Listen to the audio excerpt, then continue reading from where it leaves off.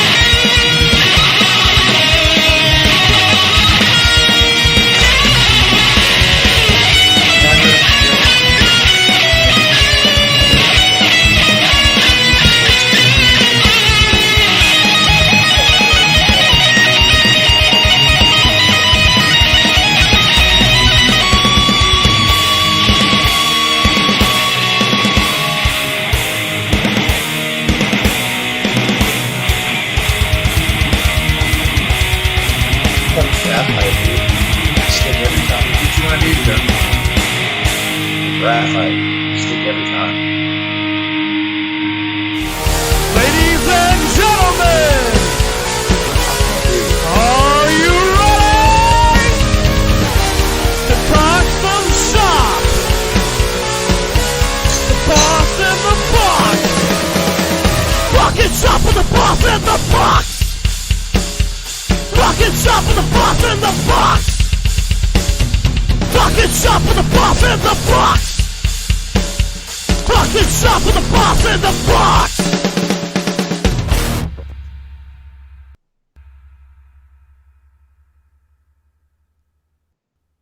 All right, ladies and gentlemen, you know what day it is. It is Monday. It is 8 p.m. Pacific Standard Time.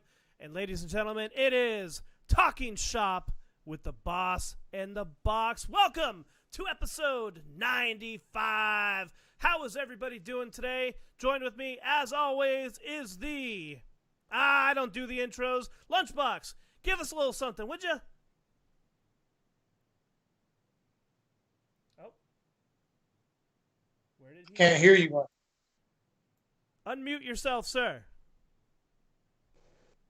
My bad. That's right. I said episode 95. Welcome to episode 90-fucking-5 of Talking Shop with the Boss in the Box. I am one half of your heavyweight host duo, the Lunchbox. That is one word, capital L, capital B. Thank you very much. Joined, as always, by my awesome, artistic, amazing, acceptable... I got no more A's of awesomeness.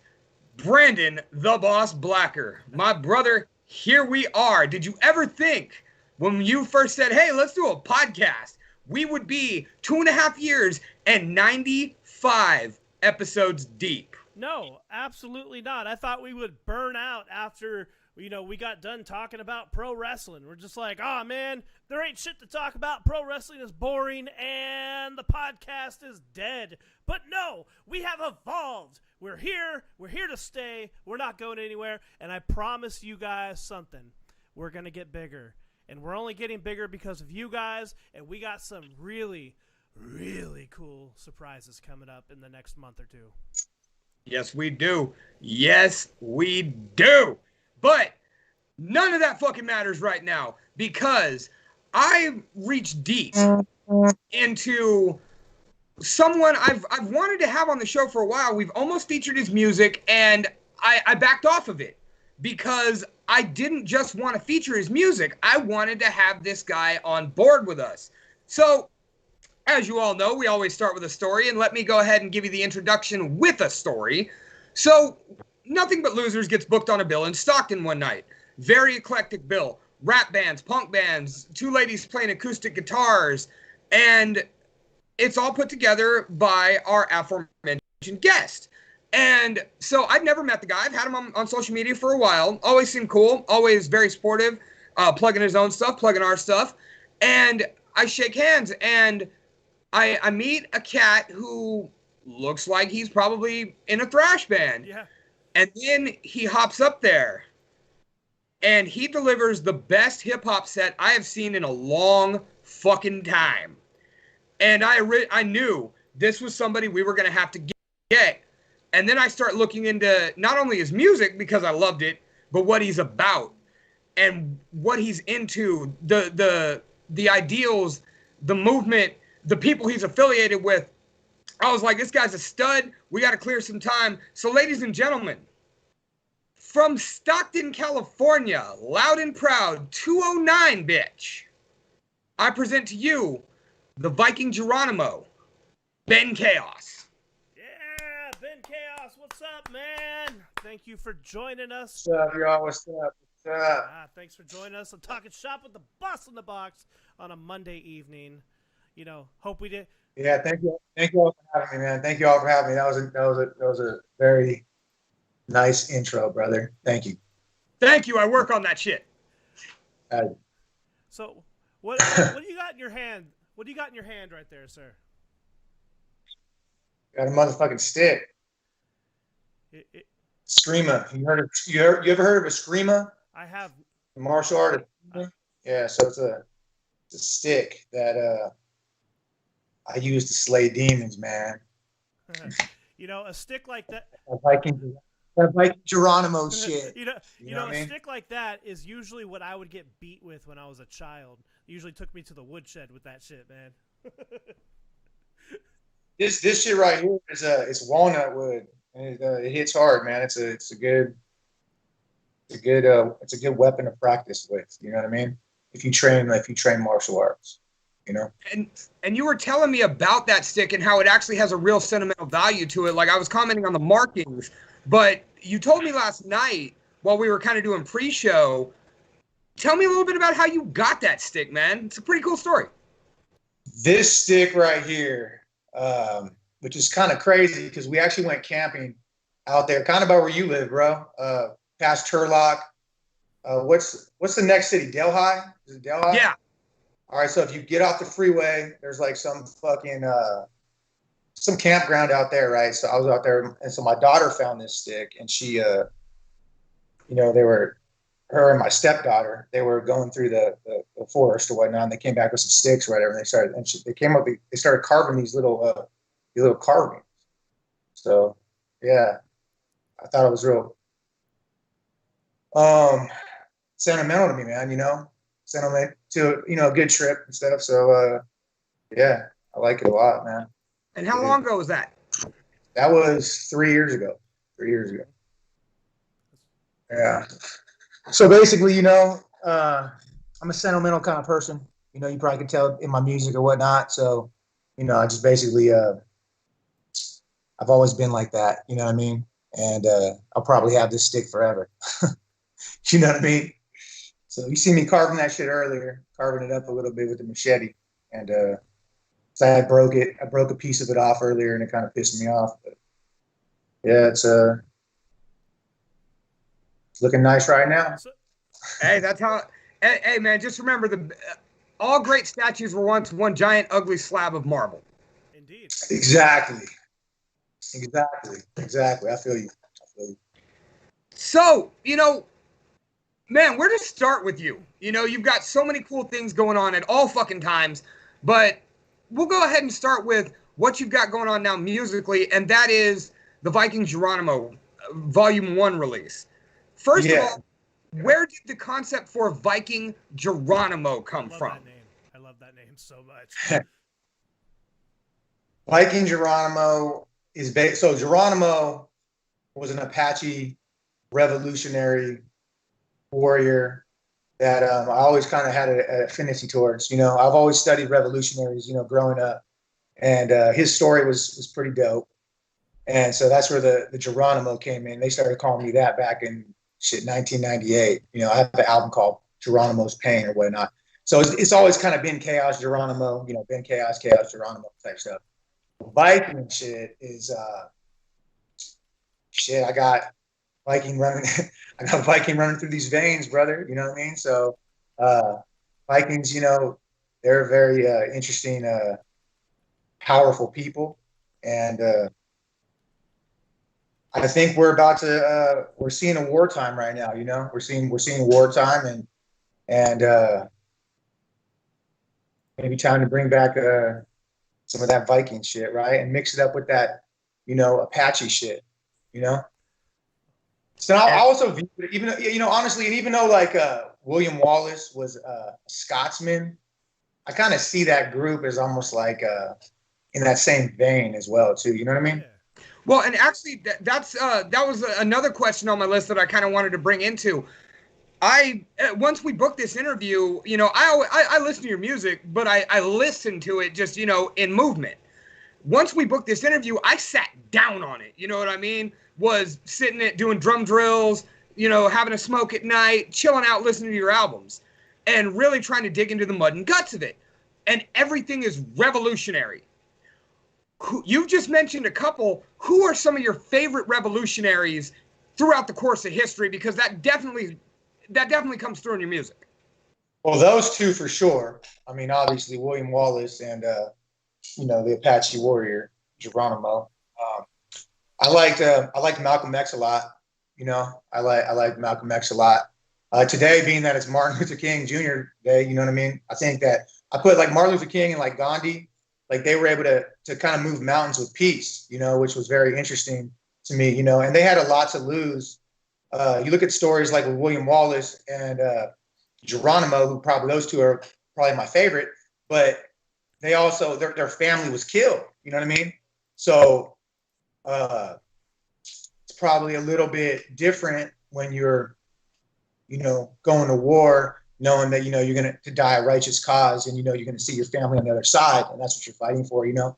But, you know, someone like Martin Luther King or Malcolm X, you know, they had small children, man, you know, and that's some powerful shit because they had to know they knew they were going to get killed. You know, I could tell they knew they were going to get killed and they still did what they did for their belief system and what's right for people. So I think to make a sacrifice when you for the good, when you know you're gonna, you know, you have a chance of losing that connection to those that you are most closest to, you know, that's a very valiant. So, you know, shout out to Martin Luther King on his birthday. Today's his birthday, you know, and same with Malcolm X as well. John F. Kennedy, I would say, in a sense too, even though, I mean, maybe not traditionally like you could say a revolutionary, but I would say that he definitely probably realized he was pissing off probably the wrong motherfucking people. You know what I mean? And he had a family as well, you know. Definitely. There's so many throughout history, though. Honestly, in more recent history, I would say Tupac Shakur. In my mind, Tupac Shakur was a revolutionary. You know, there's a lot. Can you explain that? Explain what part? Yeah. Tupac? I'm curious where you're gonna go with this. All right. Well, Tupac, basically, that guy came up at 4 or 5 years old. That guy was in like Black Liberation Army meeting. His mom was a Black Panther. You know what I mean? And his uncle was Mutulu Shakur, a political prisoner, and his other like uncle Geronimo Pratt. Wow. Was also, you know. And I mean, you know, fuck that. His aunt, they broke her out of prison, and she's in Africa. You know what I mean? So that's some gangster ass revolutionary shit right there. But that's how he grew up. You know what I mean? And then I think he took a humanistic side in his music. You know, not like basically just like being like an encyclopedia in his music. He took the humanistic side, and I think so if any artist probably influenced me in the rap game, it would be Pac, because I look at him as a warrior poet, and he took the humanistic side of things, which I definitely believe that I do that. I mean, you know, that's what I strive to do. You know, also he knew he was gonna die. His fucking last album, you know, that he got killed, you know, around was called Killuminati, man. No one knew about the Illuminati, dude. You know, his album was called Killuminati, Kill Illuminati. That's what it was fucking called. And he fucking was sitting there on a cross, you know, like with bullet holes and whatnot on the cover. But no one was talking about that shit back then. You know what I mean? If for those of us that read certain things like you know, William Cooper or Manly P. Hall, we probably knew what I knew what he's talking about because I read those books.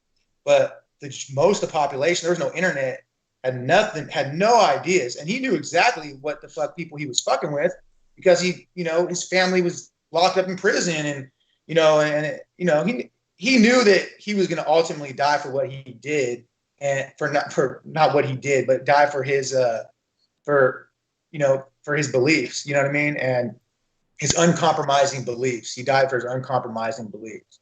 So that is fucking poetic to me. And so real quick, not to cut you off, but more to kind of further that, do you think he was killed by a quote unquote other rival gang member as the story goes, or do you think he was killed by higher authorities?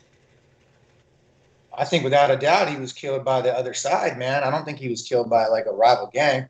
And if he was, if it was like a hitman type situation, you know, then they probably they probably facilitated that. You know what I mean? I don't know if you've ever been to Vegas, but I've been right where he got killed at, and fucking, I don't know how the fuck you get away with that and not have hella witnesses. You know what I mean? But I mean, no one got caught for that shit too. You know, but like I said, with Tupac, it was like he was talking about things that, in a way, you know, and also, you know, when I looked into him, there was like a discography on something where he like basically showed the books that he had read had interviewed like one of his teachers or some shit, you know, and it was like, so I tried to read a lot of those books too, because I'm like, well, you know, this guy, you know, was reading like the Tibetan Book of the Dead and shit like that, looking up a lot of esoteric things, you know, as well. So, you know, I think it's good to do that, you know. Also, The Prince by Machiavelli, which is the inspiration for the song Machiavelli. Definitely, You know? definitely The Prince. That's a great book. I read that one. Definitely The Prince. Yeah.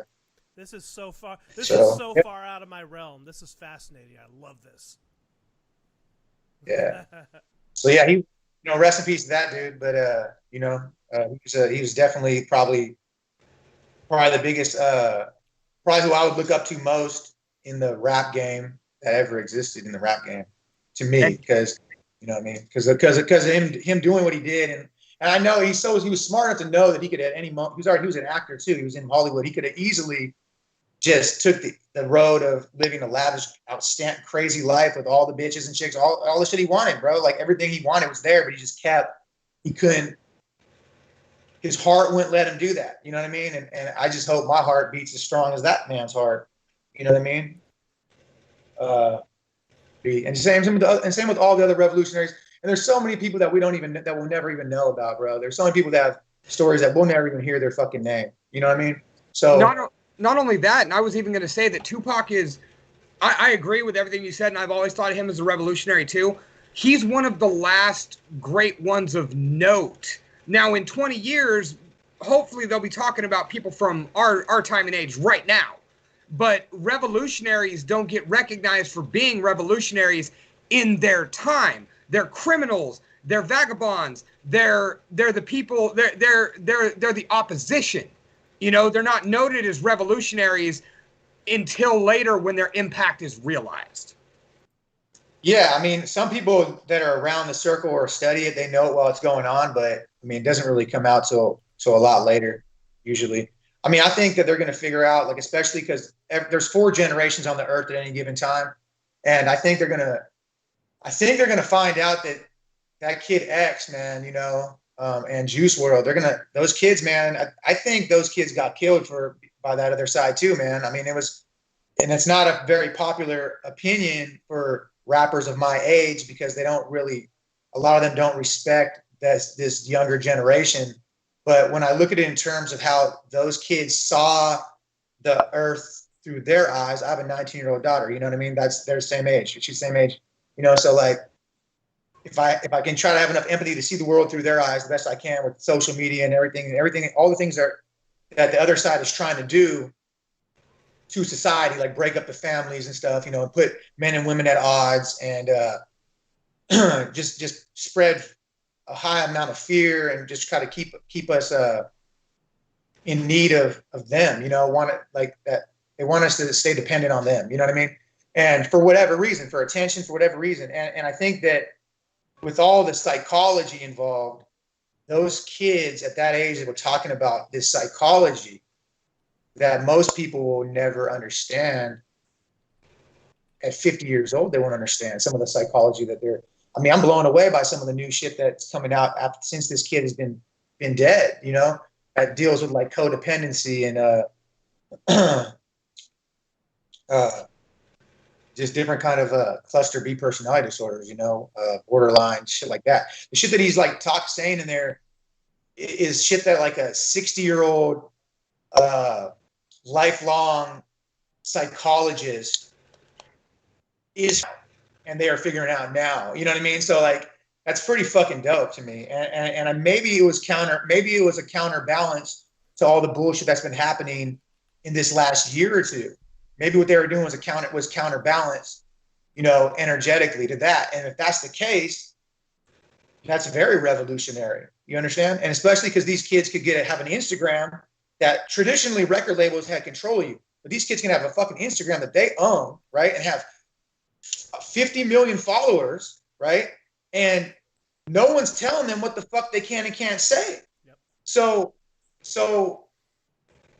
if they understand that, then they have to understand that it's likely they're going to get, at the very least, discredited, falsely accused, or something really bad happen before ultimately, you know, killed, you know? So, like, the other side is going to allow them to have that. That dude's fucking shit got 1 billion streams. That kid Juice WRLD has 1 billion streams on one song, man. It's fucking crazy. You know what I mean? So yeah, And you have and imagine, 1 billion. Well, imagine they were live right now. So here's how I look at it. So let's bring it back a little bit. So imagine this. Okay, so let's look at September 11th. Okay, 2001. All right, when those fucking, I don't know how you guys feel about it, but I feel like that was the beginning of all this bullshit we're seeing now. That was like the beginning of the final act of that kind of Illuminati shit, right? So like the beginning of the final act right there. And I'm pretty damn sure if Tupac Shakur was alive when that happened, with all the fans and not just the rap fans, but he was acquiring like super fans like Madonna and Tony Danza and motherfucking actors like that. Like people like that were like in love with him, you know, and his persona and everything.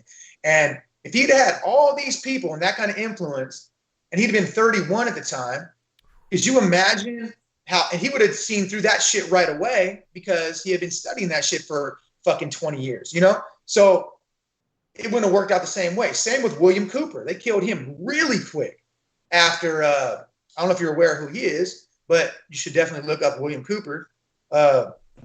He was an author. He wrote some dope ass books. But, you know, I don't think things would have happened the same way. You know, they'd have been able to do the same thing with that kind of power and light and energy that had that much influence alive in the world with those platforms. By then, he already would have probably won Oscars and all kinds of shit. He had 6 more years to live. So let's fast forward it to this fucking bullshit that's going on right now with this like pandemic-y shit and all the just fucking division and manipulation and shit, you know? And what if these kids would have been alive for that? And what if they would have been understood that maybe this is some bullshit? You know what I mean? Or maybe we need to unite and start loving one another from all races. Because the kid generation, their generation is the least racist generation ever to live. Ever. This is a huge issue. You understand? So, yeah. Those two kids would have seen this and maybe it would have been trouble for the enemies of mankind, for the puppet masters. They would have had to work that much harder, and they would have showed their hand that much more to people, you know? You know what, Ben? I'm sorry. I don't mean to kind of put a bit of a block there, but what you've done is segue me. What I want to do is take our first song, and then everything you've been talking about, the fear, the division, all that, your jacket that you're wearing right there, your hoodie, is what I want to touch on next. Kill Fear, baby. And so what I want to go ahead and do with everything Ben's talking about, the division, the veil dropping, the way that we're being put at odds from above ourselves. And you know what? Before y'all bitch and say we're getting political, no, we're not. We're actually doing the exact opposite. We're getting apolitical. But I want to go ahead and go right now into our first track that we're going to show off for Ben tonight. So then we can go ahead and get into that next topic. And I want to go ahead and open up our first song tonight with Kill Fear. Kill Fear. So if you ain't heard it yet, which, what the fuck's wrong with you? You're going to hear it right now for the first time. This is Kill Fear off Viking Geronimo Volume 1, live. Oh, you need me to stall a little bit more? Brandon? No, I was saying part 1. Oh, part 1. All right. Part 1, my bad. Viking Geronimo Volume 1, lead off track. This is Kill Fear, and then we're going to come back and talk about the Kill Fear movement. Let's get it. Live on Talking Shop with the Boston Box, episode 95.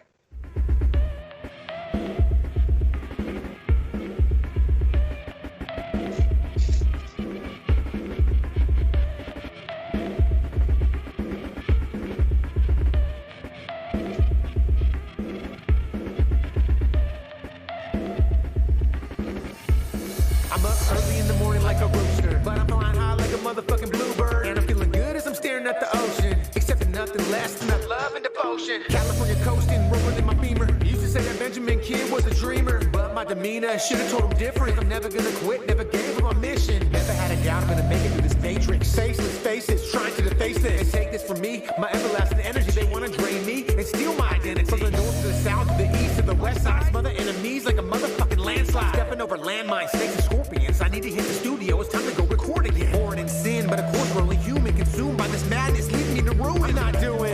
Wonder what we do, still I use this pain and darkness, my light of fluid. You be foolish, standing in the way. The revolution's coming, it's coming any day. Run away, run away, run away, run away now. You ain't got the heart to speak like a space sound. They say they illuminated, they got the youth sedated, artificial world created. They fucking worship Satan. They fucking made this matrix, a nation full of hatred, a nation lacking patience. Someone should just erase it. They say they illuminated, they got the youth sedated, artificial world created. They fucking worship Satan.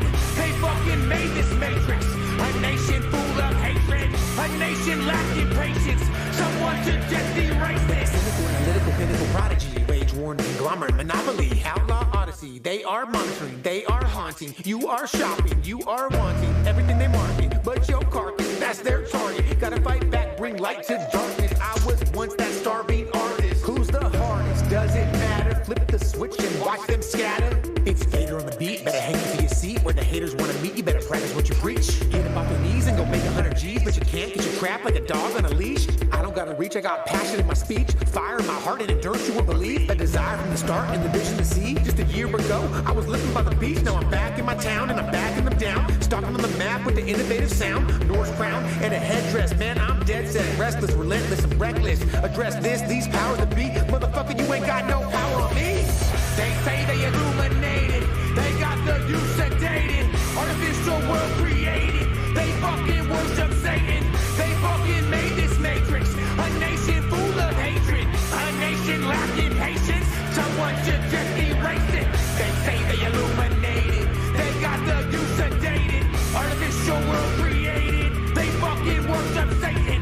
They fucking made this matrix, a nation full of hatred, a nation lacking patience. Someone should just erase it.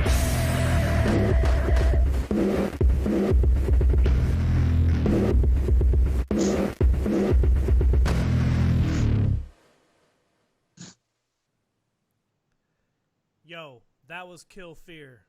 And dude, that beat is fucking sick. Thank you.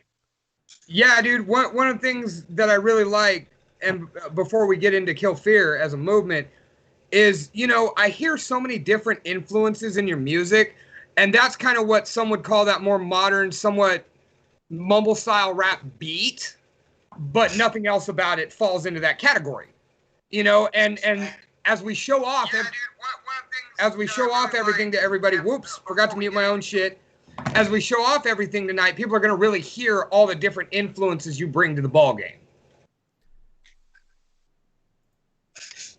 Yeah, for sure. Yeah, I like that song. That's so that song right there, the beat. Lenny started the beat, and then Sam finished the beat.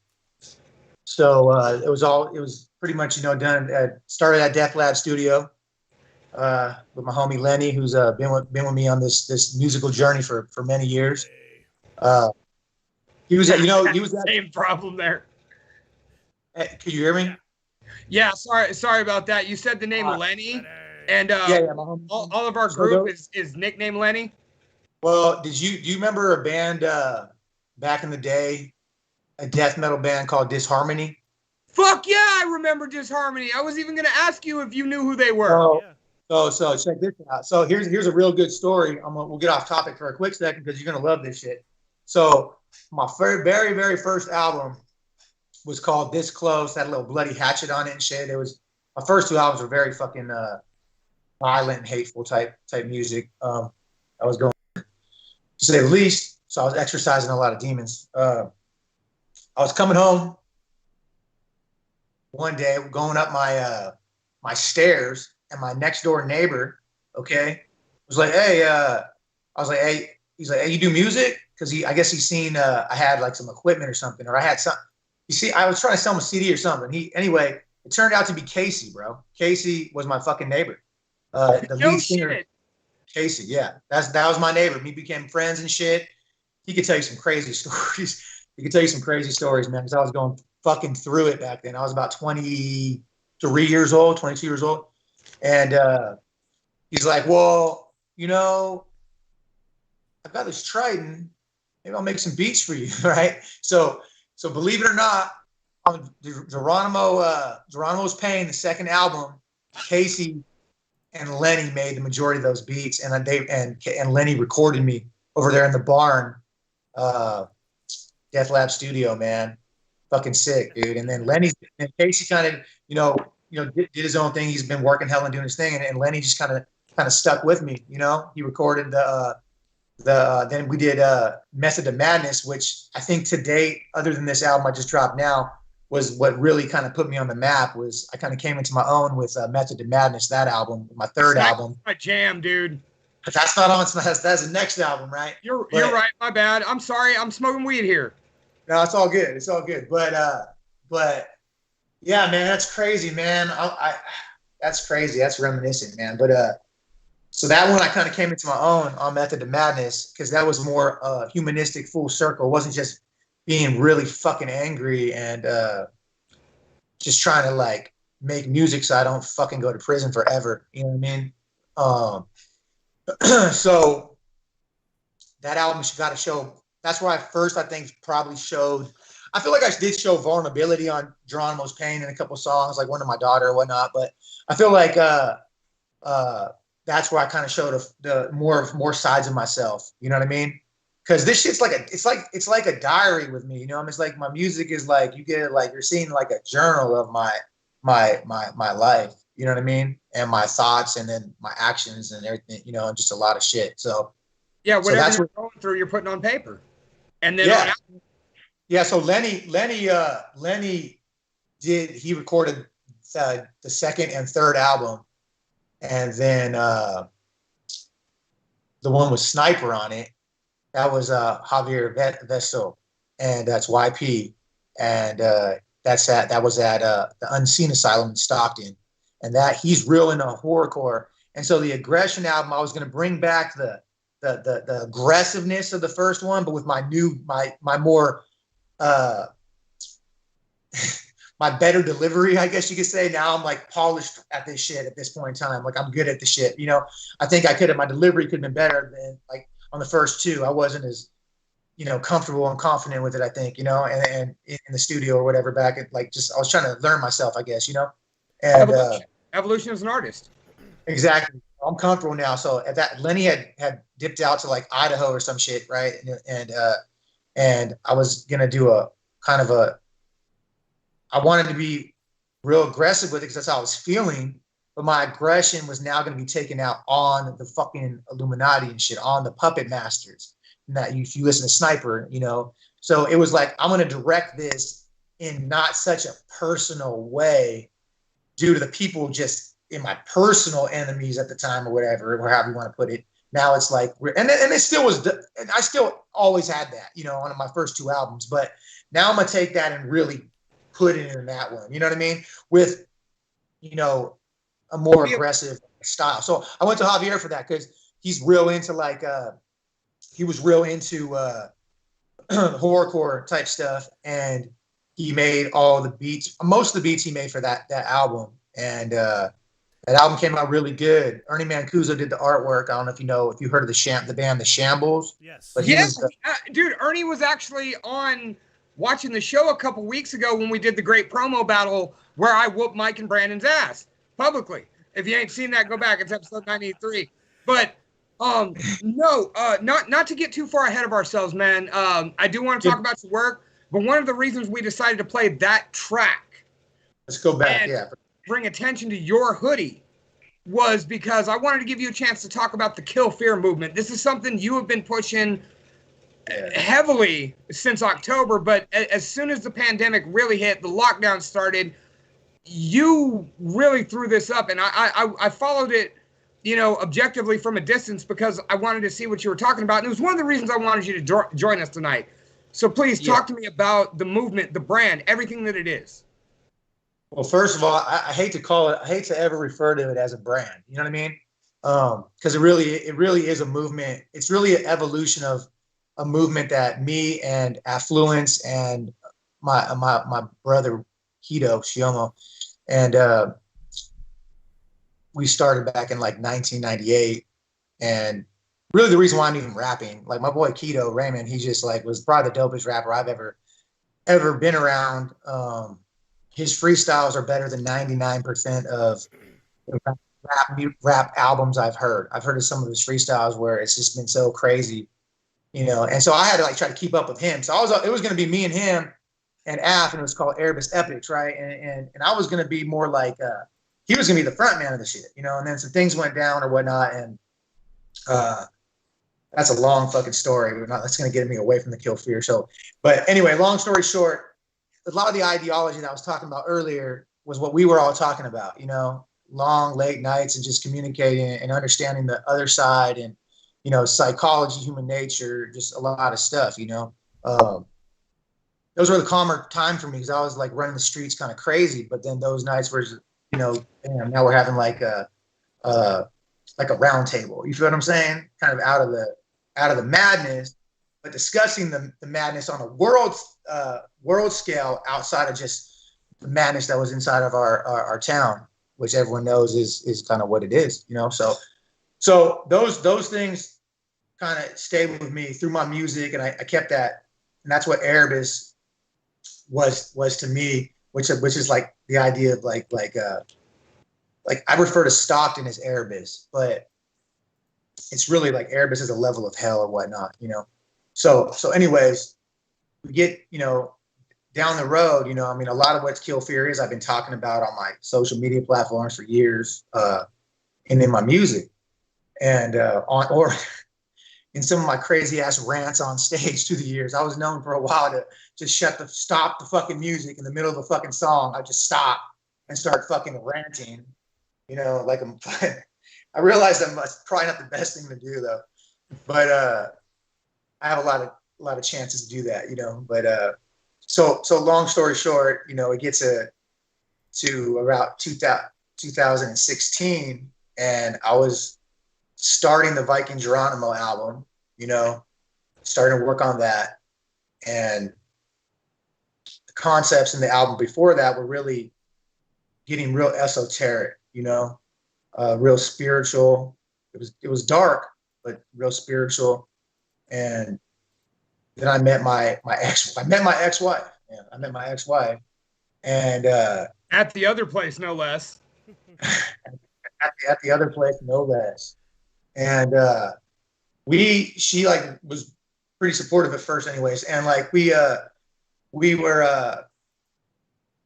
I started discussing with her the concepts of something called faith over fear, and not meaning anything to do with religion, but faith over fear, we were going to try to put out like as a, because we were trying to display a healthy relationship for people, like I didn't want to put our shit online to begin with, but women, they want that shit, I guess. And so if it's going to be done, I was trying to display a healthiest relationship. And I was really deeply in love, and it was a positive thing I wanted to display because all the negative that was already coming. So she brought some of that to the table with the idea of like faith over fear. She kind of was, did the church thing or whatnot. I don't do that, but that was like more that. But with faith over fear, I was just thinking like, well, it's like, I know that fear is the biggest tool, that the other side has used against humanity since the fucking beginning of time. And I'm not talking about fear that is inside us, that like, oh, if you touch the stove and you burn yourself, you're scared. I'm not talking about the survival. People got on that page and started talking about all this psychology shit. Like, dude, you missed the whole fucking point. Of course, I know that fear is a necessary thing in humans. I'm not saying it's not necessary, but healthy fear is healthy fear, but that's not what we're talking about. Talking about using fear manipulation, to control people. You know what I mean? Control their actions and control their behavior. And that's been happening for a long time, a very long time. So that being said, faith over fear was just basically like, man, look, we're going to have fear. Face your shit. You got to face the fear. You know what I mean? And have faith that everything in the end is going to be okay. And if you know that everything in the end is going to be okay, which means if you have faith in something, right, that is going to be after this world, right, you just, then you should be able to be like, okay, you can put that on top of fear. So that was the beginning stages of I almost was going to call this, I was going to almost call the Viking Geronimo Chapter 1 album, Faith Over Fear. You know what I mean? Back then, that was the original, the thing. And then a lot of shit went down, man. There was a lot of attacks, a lot of crazy shit that went down from on a spiritual level and in a personal level and a lot of things. And Kill Fear, right? Kill Fear suits Viking Geronimo Ben Kaos a little bit better, I think. You know what I mean? So, And go ahead. and well, yeah, and so Kill Fear now is about, you're not going to eliminate the fear inside of you. Everybody on this planet is afraid of some shit, or you get. But when you're afraid, are you going to freeze up? Are you going to run? Or are you going to face that motherfucking shit? You know what I mean? And I think that Kill Fear is about facing your fears. It's not about fear doesn't exist. It's about facing your fears. You know what I mean? And then and killing them one at a time. Then it becomes not a fear anymore. Like think about a kid that is scared to do a flip on a diving board when they're 5 or 6 years old. They're scared and they get talked into doing it, but they don't fully commit and they fucking land on their back. Like fuck. You know what I mean? And you got to commit, man. Like you got to face. But then when that kid goes back and faces it and says, "Fuck it, I don't give a fuck." You know what I mean? I didn't die. You know what I mean? And all of a sudden, the flip was that he was afraid of doing. He's doing fucking 2 flips, in a row. He's doing backflips now. He's doing gainers and shit. You know what I mean? That's kind of a crazy analogy. I don't even fucking. Actually, no. I fucking love it, dude. I get it. That's a really good analogy because it, we have to take it to a more adult level, but that's the beginnings of it where you, like you said, your boys get you up on that diving board and you commit, you half-ass commit. Next thing you land on your back and that shit stings and that shit hurts and it wasn't pleasant and all your boys are laughing. And then you have 2 choices. You could never do a flip again, or you can get back up on that fucking diving board and commit to it. And like you said, eventually that 1 flip turns to 2, turns to gainers, turns to triple fucking over the hand gainer with a back flip twist. And so killing the fear of whatever's in your way. Yeah. Really brings it. Go ahead. No, I was listening. I want to hear you finish. Go finish. I'm just saying, killing the fear of what's in your way allows you to become a higher and better version of yourself. Yeah. And no better way to really face that down than to kill the fear that, like you say, the other side has set in motion against us. Racism, the fear of the nuclear family, the fear of not having enough money or looking, bad in society. To just take that and do away with it would do so many beautiful things for us. Exactly. And I mean, look at everything, look at all that's been done in this time of this, this COVID shit. And racism is based on fear. If you think about it, you know what I mean? Yeah. Racism is born out of fear. You know what I mean? And they've used racism a lot lately, and they've been doing it for a long time. And that's a huge divider, and the COVID shit, man, it's like the reality of COVID is, people are dying, but fuck, man, it's like more people are dying from the way they handled this shit. You know what I mean? By a long shot, and we gotta when you're afraid, you don't look at things objectively. You don't look at things with logic. You look at things with emotion. When you look at things with emotion, it's very easy to manipulate other humans. And it's done at all levels. It happens in when you study the cluster Bs, and you study narcissism and codependency and those kind of relationships and whatnot, you see that happening on a microcosmic level. So of course it's happening on the macrocosmic level. You know what I mean? 10 times even more than that. So Kill Fear, is really facing these fears and trying to be able to look at things objectively. And there still is that faith over fear aspect of it, which is everything's going to be okay in the end, even if it's not in this life. You know what I mean? Even if it's not in this life. You know what I mean? What are you going to leave? What are you going to leave behind? You know what I mean? What are you going to leave? What are you going to leave behind? What are people going to remember you for? You know what I mean? And what are you going to? And can you look in the mirror every day? You know what I mean? You know, we have an amazing comment from Joanne in the comment section. She states that psychology of propaganda and weaponizing it is a tale as old as time. She's 100% right. Yes. She's 100% right. 100% right. She's probably And the smartest person. it's human nature. I mean, a lot of it's human nature, though. You know, as soon as humans started building started creating societies from tribes, you know, and the tribes got bigger and bigger, you know, eventually, you know, things started happening. But you know, the mission statement, I got the mission statement right here, which is what's going to be on the, which you know, it's on the page and whatnot, but I could read it to you guys. Please do. And it's going to be, it's going to be on the, some of the clothes in the future, which should have it on a little, on a tag that, you know, so people can have something they can read, you know, when they buy the clothes or whatnot, you know, put it on their wall, whatever they want to do. You know, that's actually shout out to Lisa, my homie Lisa. She, that was her idea. It's a good idea. All right. So since the beginning of time, fear has been mankind's biggest and worst enemy. We are now at a pivotal point in history. The future of humanity, our freedom, our very soul is at stake. Those who seek to control us and divide us use our fears as weapons against us. They also create and continue to create totally new situations and narratives to induce fear almost on a daily basis. It's no wonder so many people are crippled with anxiety, panic, rage, and depression. Our message at Kill Fear is simple. Identify and then face your fears head on. Never give up until your fears have been defeated, thus clearing the path to your personal purpose. Lastly, never forget to help others along the way. That's important too. Never forget to help others along the way.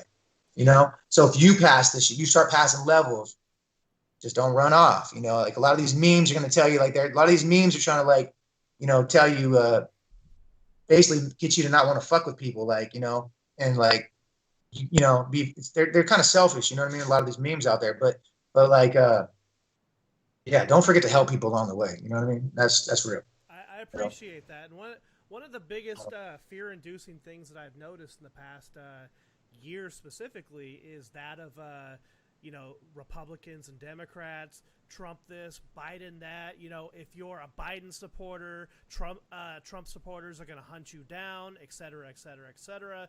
It has its own built-in fear right there. I mean, both sides are controlled by the same thing. You know, the same entity or group is controlling all systems. I believe all systems that have grown to a certain level have been infiltrated by the other side, you know, and I'm not going to get into what the other side is or who they might be or whatever the fuck.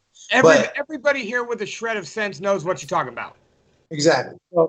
So we know that the other side. So when you prescribe to it as a Democrat or Republican, you're basically prescribing all their bullshit. You know what I mean? Like, and that's not to say that they don't have. Each side has good ideas, but each side lies a lot. You know what I mean? And manipulates a lot. You know, and then they're telling the other side that they're a hypocrite. The other side's pointing to, you're a hypocrite. You know what I mean? And it's not just Republicans and Democrats. They got these little subgroups. You know, QAnon and Antifa. They took those groups directly, created them from Facebook. You know, basically, I could see that a mile away. And then you got church, man. You got organized religion. I'm not saying that I'm not and whatnot, but I'm saying that you're knocking the way people use it. The way that it's used, again, 90% of the people that are doing that are hypocritical themselves, you know, and pointing the finger and judging the next person. And especially, I look at the Christian religion, I'm like, man, have you fucking read what Yeshua was talking about? Now, whether or not that story existed or not is up to whoever wants to believe it or not. That's their own personal choice. But if you do subscribe to that, why the fuck are you not trying your best to follow that? You know what I mean? Like, it's mind-boggling to me that they're not, you know. And it goes, you know, and it goes with all, like, and it goes in all systems, you know. I mean, the indoctrination of every system, the police force in America, the teachers unions in America, the pharmaceutical companies, the doctors, you know, that our public servants, our paid public servants are at the people they answer to, the groups, the boards that they answer to. Like there's a board, there's a teacher's board, there's a medical board, there's the FDA, there's government. All these things, all these entities at these boards and shit are taking money from motherfuckers to pass their policy and protect those people. Well, everybody else, and then so they pass that policy down, and the pseudoscience that they're saying is real science down to their doctors or to their teachers or to these police officers or whatever. You know what I mean? And that's how they're acting towards the public. So it's completely dereliction of their duty. The people that are in those boards, because they're taking handouts. And honestly, bro, I think any motherfucker that is in those boards, these cats are making millions. They're making millions of dollars a year anyway. And any of these cats taking this money, you know, and it's harming children and our way of life, they should fucking be executed, man. They should be fucking executed. You know what I mean? And honestly, bro, I mean, fuck, I'd be glad to. You know what I mean? And because you look at like places like Monsanto handing out money to the FDA, and these motherfuckers taking that money. You know what I mean? They're taking that money to say, oh, this is okay. These GMOs here are okay. Or these doctors, hey, your kid doesn't pay attention in class. Give him some fucking Ritalin or some fucking what? No, fuck you, dude. Don't give him no fucking Ritalin. Yo. Don't get, you took his happiness from him, you piece of shit. Yo, what is that, motherfucker? To be real for a second, on that specific note, that's exactly what happened to me when I was a kid, man. I was a little hyper. You know, I had things going on at home that were affecting my environment. Their idea was, we don't want to listen to what he has to say or what he does. We're going to give him Ritalin. Ritalin didn't work. Ritalin didn't work. We're going to give him lithium. Lithium didn't work. We're going to give him Paxil. That didn't work. We're going to give him Prozac, and so on and so on and so on. So this is a little tidbit into my own personal like childhood. Is like they don't give a shit. All they care about is the money. Yeah.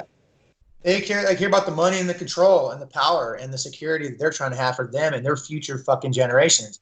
And it's like they can still have great life with the amount of money they have, you know what I mean? And money really isn't everything, you know what I mean? That isn't major success, you know. But it hurts me, man, to think like this is what a Holocaust really is too. You know what I mean? Like we learn about those Holocausts in Germany and the things that happened in the killing fields in Cambodia, and we learn about the Native Americans, and we learn about all these Holocausts, and we're like, oh, how horrible, and they were fucking terrible. But these motherfucking shit is happening right now in like the cancer industry.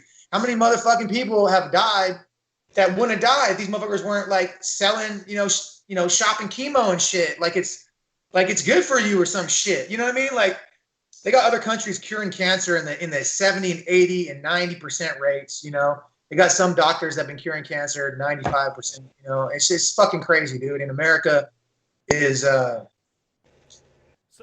they don't give a fuck, man. So that instills a lot. So I got a little angry. You saw a little Viking Geronimo back there. And honestly, that shit really does fucking piss me off, because as we're fighting with each other, and in my own fucking city, man, as we're fighting with each other out here, we're getting fucking just massacred. But because we're not dying right in that moment, it's so they don't look at it as like they're killing. Oh, motherfucker, you are killing motherfuckers way earlier than they should be. And even worse than that, you're turning family against each other. You're turning people's hearts against their minds and their souls. And you're making these kids depressed, man. Like, speaking of families, by the way, we do have a question from an Al Baker in the comments. And he says, I have a rather serious question for the esteemed Ben Kaos. What are your thoughts on the family court system in its current state, and how much do you think this influences this state of division? Can you repeat that? Because I got a fucking phone call and the volume went down on my phone. Al Baker. So he says, Al Baker says, what are your thoughts on the family court system in its current state, and how much do you think this influences this state of division? Oh, God. I asked him if he's listening. Have you listened to my music, my early music? Well, the family court system, I had run-ins with them for about 10 years, custody battles and shit. It was very bad. It was ugly and horrible, and I it's fucking, if you're going through it right now, my heart goes out to you, bro.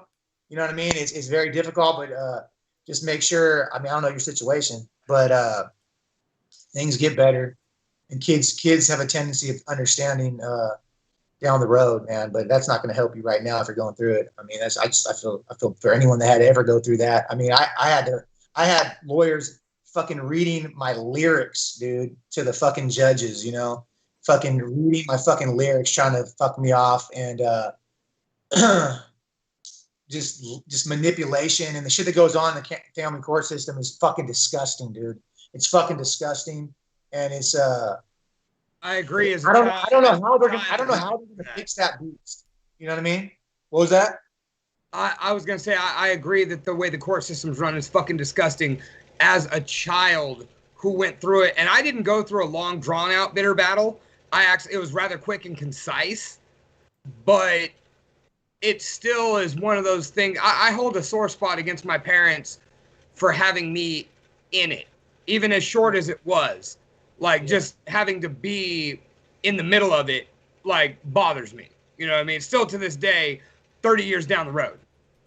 I mean, that shit was so bad. That shit was so bad that the visions and the shit that was going on inside me, and I mean, they're playing with fucking fire how they maneuver, and I mean, they're probably causing a lot of really bad violence. You know what I mean? And bad things. I mean, people that go through that kind of, when someone's telling you that you can't see your fucking child, you know what I mean, and all you want to do is protect your child.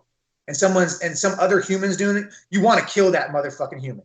You know what I mean? When some judge don't even know you, not related to the kid, or some mediator or some lawyer, has nothing to do with your child, is trying to stand between you and your child. Like, put it like this: my daughter ended up coming to live with me by the time she's 11, and I raised her all the way. And I never let her be out of my life. They would have to kill me. They would have to fucking kill me to keep me out of my daughter's life. They would have to fucking kill me. You know what I mean? And plain and simple. You know what I mean? And if I'm not successful in anything else, I'm successful in the fact that I was able to, that I stuck through everything and raised my daughter. You know what I mean? And I'm proud of that fact in myself. But honestly, that should be normal. You know what I mean? So I shouldn't even really be proud of myself. That should be fucking normal for me. Right. It's just what it is.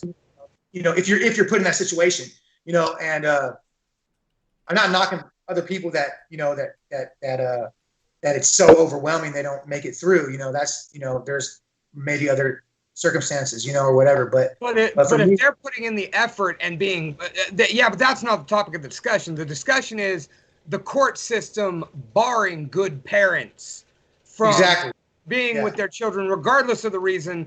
You know, especially if they're good parents. If a parent wants to know their child, why? As long as they are not provably a danger, and I don't mean not what you can prove in court, what you can literally physically make a fact. Not let them be near their children, because damn it, there are too many that's parents don't want to have anything to do with them. You know, I was fortunate. My parents split up, and both my parents still found a way to coexist in my lives together. You know, not everybody's that fortunate, and I know that firsthand from very close people. Yeah, no, it's a terrible thing that how they've handled it. When they started making kids, when kids became monetary value, like where child support came into play, and people can get money and use the kid as a bargaining chip. If anyone that studies human nature since should have known that was gonna get abused very badly. You understand what I'm saying? Absolutely. And there's definitely deadbeat parents, dude, for sure. I'm not saying that there's not. And I'm not saying that people shouldn't do this or that, but I'm saying, well, as far as there's a place for, I'm sure that. But once they made kids a bargaining chip, then it created a lot of fucking problems, man. Created a lot of problems. And anyone that's going through it, just know there's light at the end of the tunnel. Just don't lose your fucking head. Don't go in there doing stupid. Don't do anything crazy. I won't call it stupid, because I know you probably feel like you would have a right to do something fucked up, or, you know, you feel justified in hurting someone that would do that. But don't just try to ride it out. I promise you, if you do it in the right way. And you don't lose yourself in the process, and you don't get strung out on drugs, or you don't, go beat the fuck out of someone and go, kill someone, and go to prison. And you just, I promise you, things will get better. And it's so fucking hard to see that when you're in it. And my heart goes out to anybody going through that, male or female, because some females go through it too. My heart goes out to anybody going through that. I don't wish that shit on my worst enemy. And it's that shit. I still got CPTSD from that shit. That's fucking place, man. There's a few people out there that are very, very lucky to be alive right now. They're very, very fucking lucky. You know what I mean? Yeah. And I say that with in the truest fucking sense. You know what I mean? Truest fucking sense. And so yeah, I hope I answered this question. What was his name? What was the guy that asked the question? That was Al Baker. Al Baker. Yeah, I hope I long-time listener.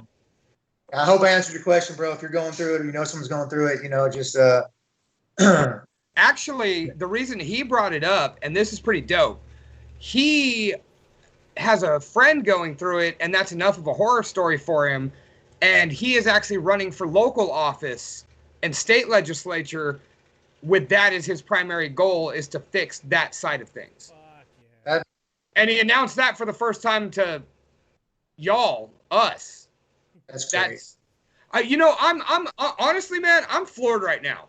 Like, let me just sidebar a second. I never expected to have an episode like this. And I'm not complaining about it. Like, this is actually a really cool episode. And I got to say, Ben, thank you for kind of making me and Brandon step out of our comfort zone in our own element for a second. Like, this is dope. And I hope you guys, we've been capping out on our normal listening audience a little higher than usual tonight. And thank you all. Yeah. Like, everything. Yeah, because we're usually like comedy. We're very snarky. We're very sarcastic. We like to tear each other down and whatnot. But this has been a very eye-opening and emotional experience, and I appreciate you, man. Thank you for very introspective. Thank you. Thank you, guys. Yeah, thank you, man. I appreciate you guys having me on here. You know what I mean? And it's real shit, though, man. We got a lot going on in society, man, and we all have to really look inside ourselves first. We have to heal ourselves from all the fucking traumas that we may know or we may not yet know that we have inside of us. You know what I mean?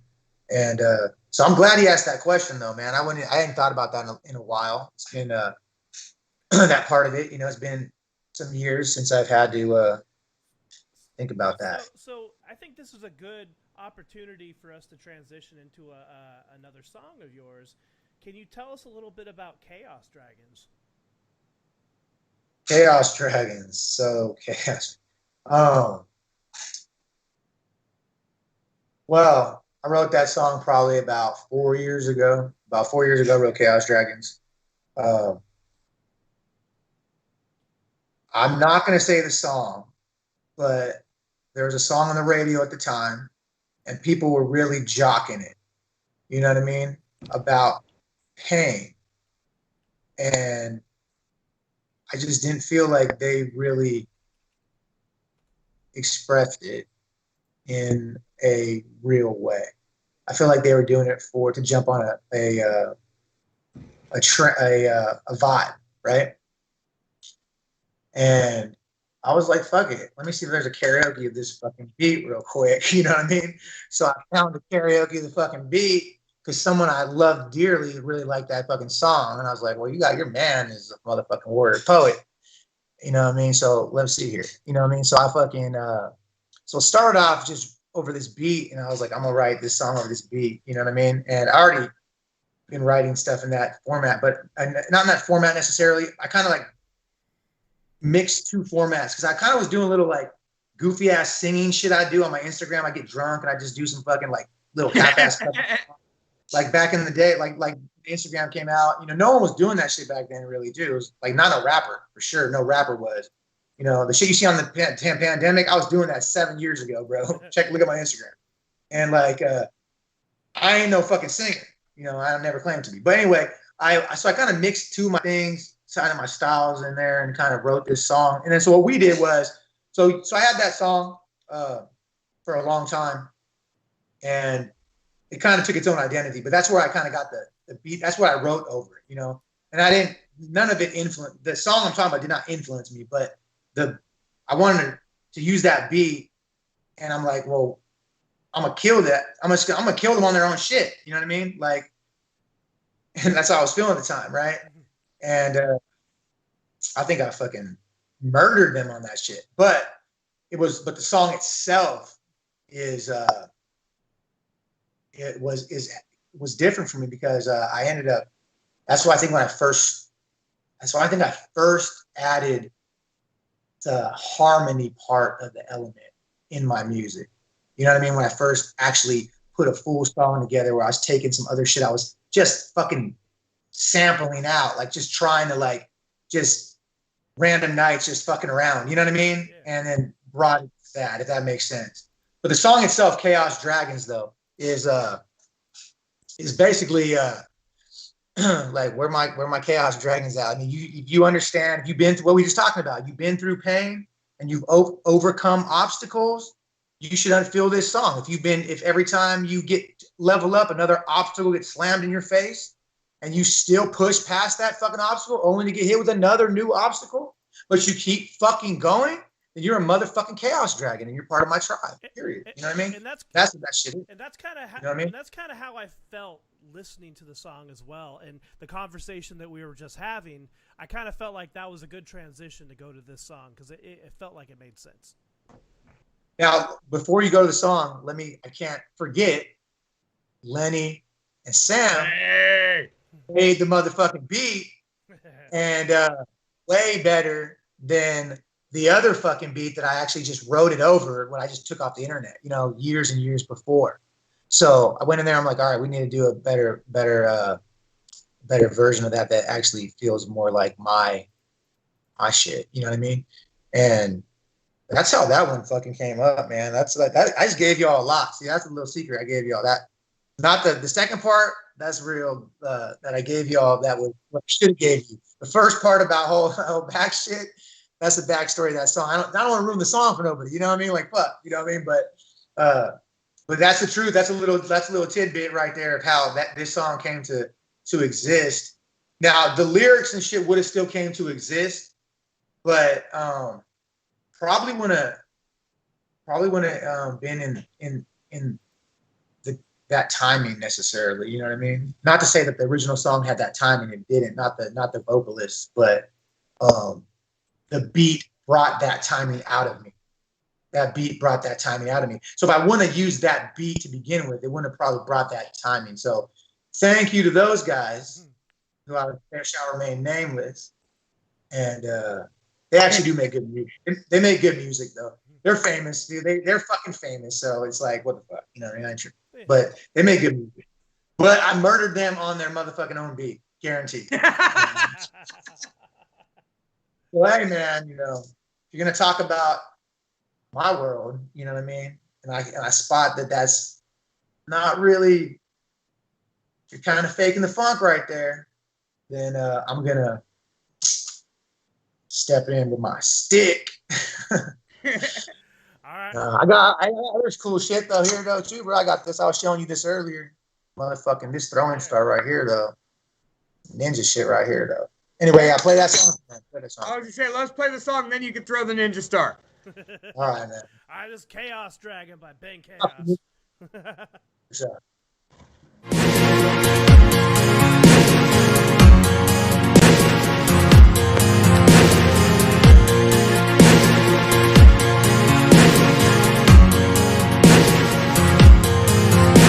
Imaginary lines, imaginary boundaries. Let me redefine these demons demons that surround me drown me, they tried, but the chaos it survived. The rage inside realized, through blood and sacrifice. I came in the game with a brain full of pain. They were calling me lame, they were calling me strange, but I never did change, I remained the same. I still got my soul and I still got my name. I carved out my lane when I showed my fangs. Got through the storm, embraced the rain. I opened my veins, I lit up this music. I had something to prove and I think that I proved it. Want me to lose it, they like me aggressive, cause when I'm angry it clouds up the message. I'm stressing and stressing and stressing and stressing, but blessings don't come till you learn your lesson. Don't let them lead you astray. I know that you're not okay. I would tell you to go pray, but I already know what you'd say. Don't let them lead you astray. I know that you're not okay. I would tell you to go pray, but I already know what you'd say. The darkness that tries to devour the light, so we fight and we fight and we fight for our lives. Some flee at the sight, they believe that they're mice. Amongst dragons we stab them and put them on ice. They're begging for Christ to save them, they savior, but I think God expects some labor. Don't be a hater, don't be judgmental. Don't let these demons infect your mental. It's essential like oil that nourish your skin. Fear must die in order to win. Don't be afraid when you're trying to swim through madness and sin and you see a sharp end. With a fist full of diligence and a fist full of fortitude, we break through these chains that trap us in solitude. With a fist full of diligence and a fist full of fortitude, we break through these chains that trap us in solitude. Don't let them lead you astray. I know that you're not okay. I would tell you to go pray, but I already know what you'd say. Don't let them lead you astray. I know that you're not okay. I would tell you to go pray, but I already know what you'd say. Imaginary lines, imaginary boundaries, let me redefine these demons that surround me. Drown me, they tried, but the chaos it survived. The rage inside realized, through blood and sacrifice. Imaginary lines, imaginary boundaries, let me redefine these demons that surround me. Drown me, they tried, but the chaos it survived. The rage inside realized, through blood and sacrifice. Blood and sacrifice. Blood and sacrifice. Through blood and sacrifice.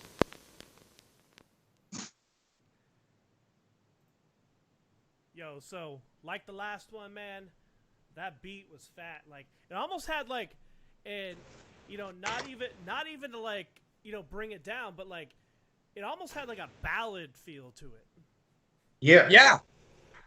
We're looking for. Yeah. They did a fucking great job, man. They did a great job. Great Well, job. and that's something I'm curious about too. Who are some of your external, like not hip hop influences? Oh shit, man! Fucking, I liked a lot of.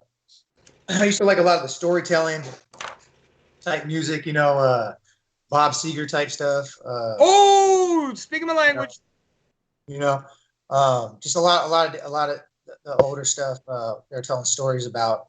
But I mean, like some of the like Deftones, you know, Nirvana. I like that era as well. That kind of stuff. I like Slayer. Actually, that's what I was going to tell you yesterday. You didn't let me tell you yesterday. We were hanging out and talking between four of us, dude. Like it was hard. It was hard to keep a word in edgewise. Everybody just kept running over each other. It was great. Yeah. It was like fucking. I don't know if you all been to the Slayer show, man, but those motherfuckers live are off the fucking hook. I don't like Slayer's music, but live they are off the hook. That's what I'm saying. I mean, I went to the live show and I was like, these motherfuckers, man, holy shit. At their age too, like hour and a half of that, I was like, damn, I was fucking impressed. But the question asked, like, what other music do I listen to? I like Leonard Skinner. I like them. Prince was dope. There's thousands of fucking. I mean, we could sit here all night and talk about all the different music. I mean, I go back and look at. I mean, I could find something good in any genre that I like. I just like when it's authentic and you know it comes out of them. You know what I mean? Well, I mean, you know.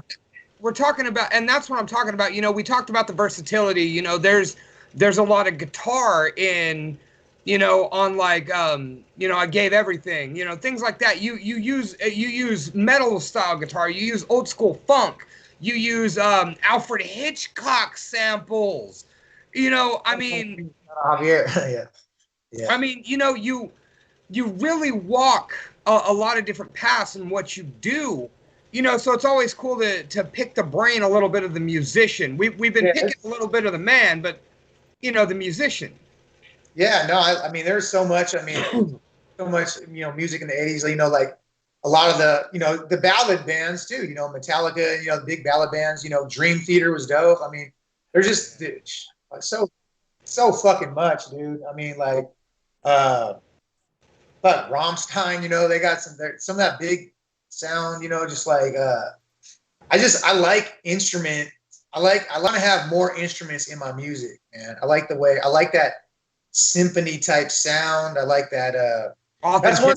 You know, that's one thing I really like. You know, that, you know, Stockton local band Nexius. You know, we were talking about, like, you know, they have that kind of sound to them. You know, where it's just like, it's just that like almost like a.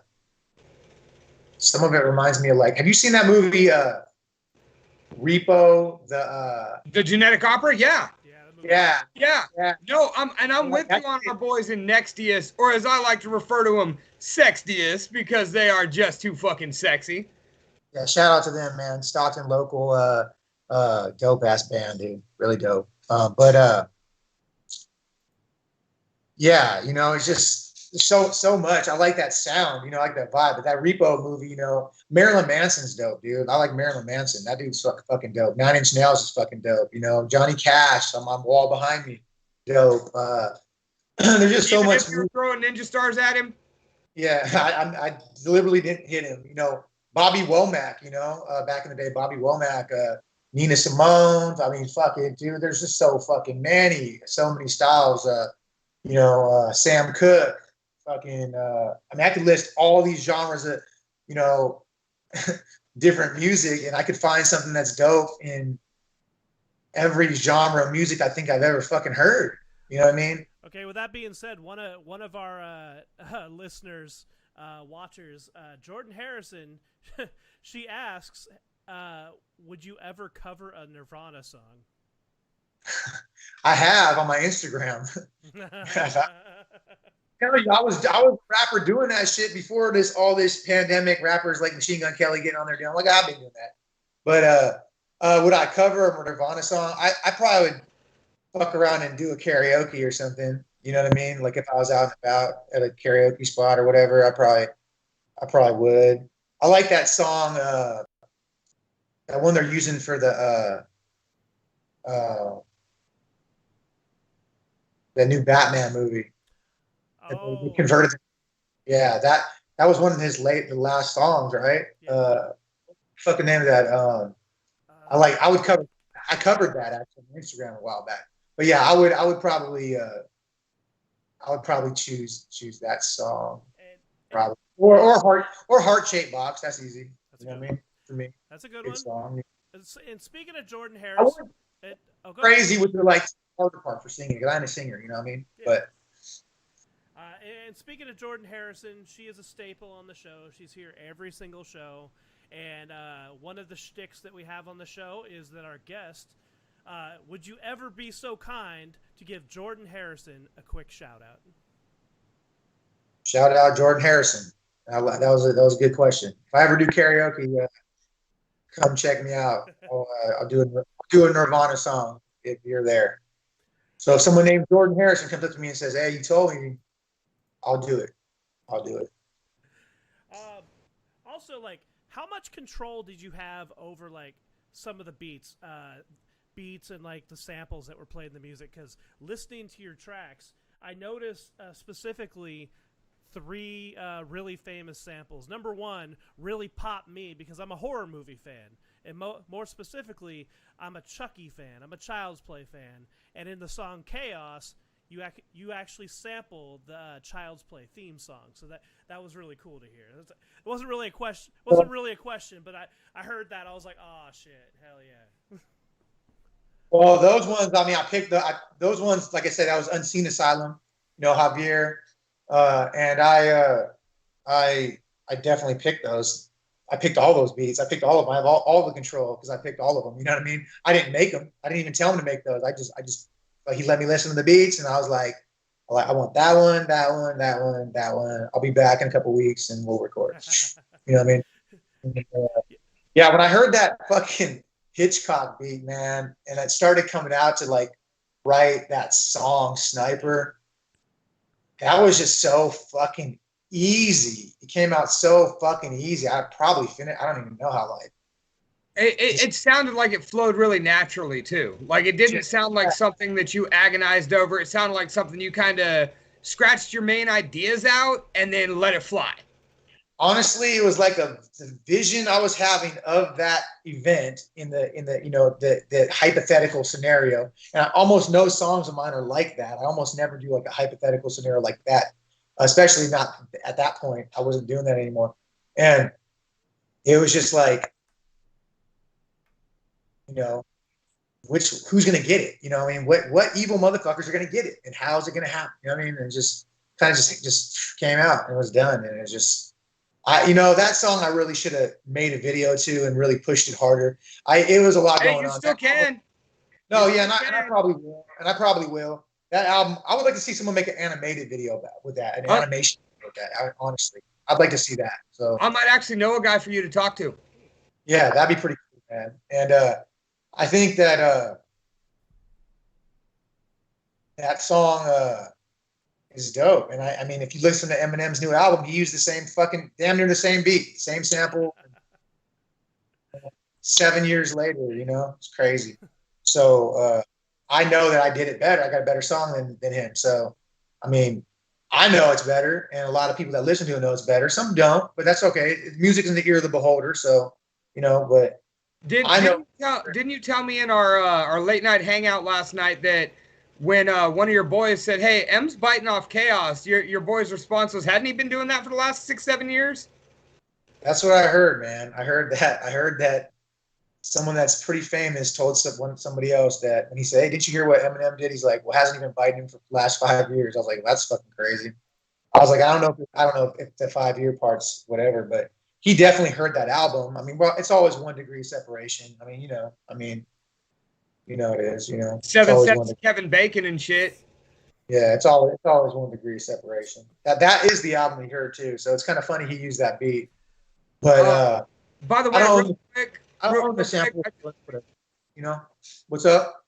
I just want to say, Joanne, who is also here every week with us, just wants to say that she would like to compliment Ben on having a style and using lyrics that make you think. It's so rare in music nowadays. Thank you, Joanne. Thank you. Dude, your gratitude and humility are refreshing. You know what I mean? Because one of the shticks on people who do rap and hip hop is they're constantly braggadocious. You know what I mean? It's all about what they got, what they do, what they, you know. You're very tapped into humanity. You're very tapped into like you said, a spiritual side, an enlightened side. And something that you're very into is the martial arts. You know, if anybody could see our hold screen when we're playing songs, Ben's back there doing work with his stick and his swords. And, you know, Ben, you're not just into martial arts. You train martial arts with some of the highest level people in the world. Talk to us a little bit about your journey in martial arts and how that has influenced you musically, personally. You know, talk to us a little bit about that. Well, first, I think everybody should fucking train martial arts. I think they should start that shit at a young age. Like, that should be mandatory in this country, because there would be a hell of a lot less. There'd be a lot more respect people have for each other. You know what I mean? And it does so much for you. It's almost like and that's not, you got to train at the right schools, have the right masters, it's got to be a real martial arts school. You know what I mean? it doesn't matter which martial arts necessarily that you have an affinity for or you go to, as long as it's a real fucking school. It's not like pop-up school, you know, where, you know, they use like just someone trying to get money and shit, and just play off of a trend, you know, and you see those pop up a lot, you know. Real shit though, you know. Yeah, a lot of it's about respect, man, you know, and you get humble. You go to train jujitsu and never trained jujitsu before, someone's gonna fucking choke you the fuck out. Someone's gonna fucking make you tap out and say, don't break my fucking arm or my fucking leg. And then you're gonna see like, oh shit, you know what I mean? Like, and that's how, so honestly, me starting training, the first time I ever trained, I was with my friend Nick Diaz.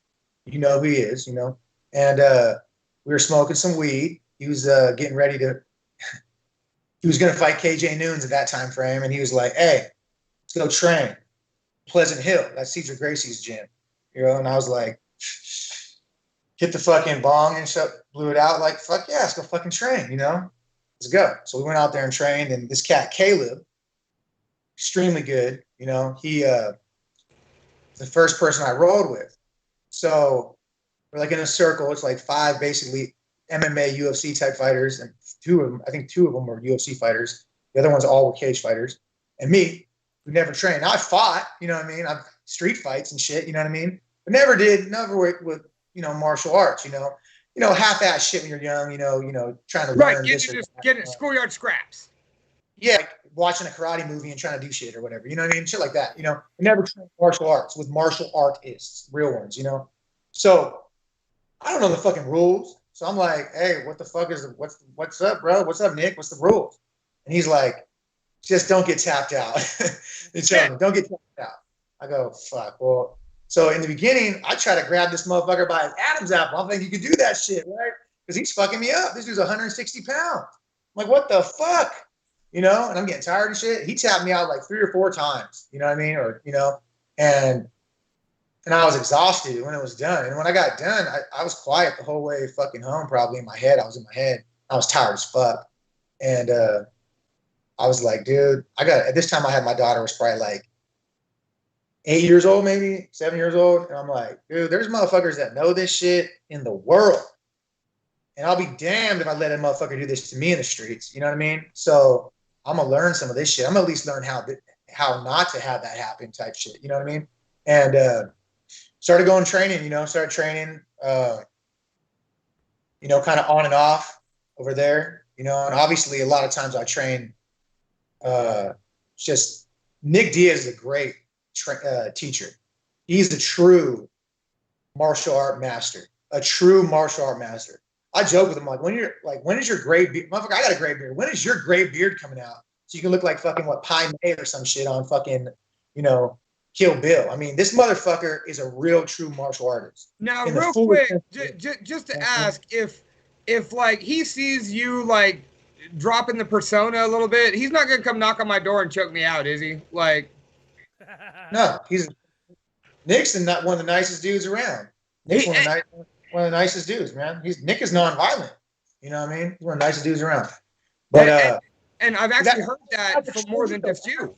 Well, here's the thing, though. As a true martial art master, black belt, you know what I mean, is supposed to be.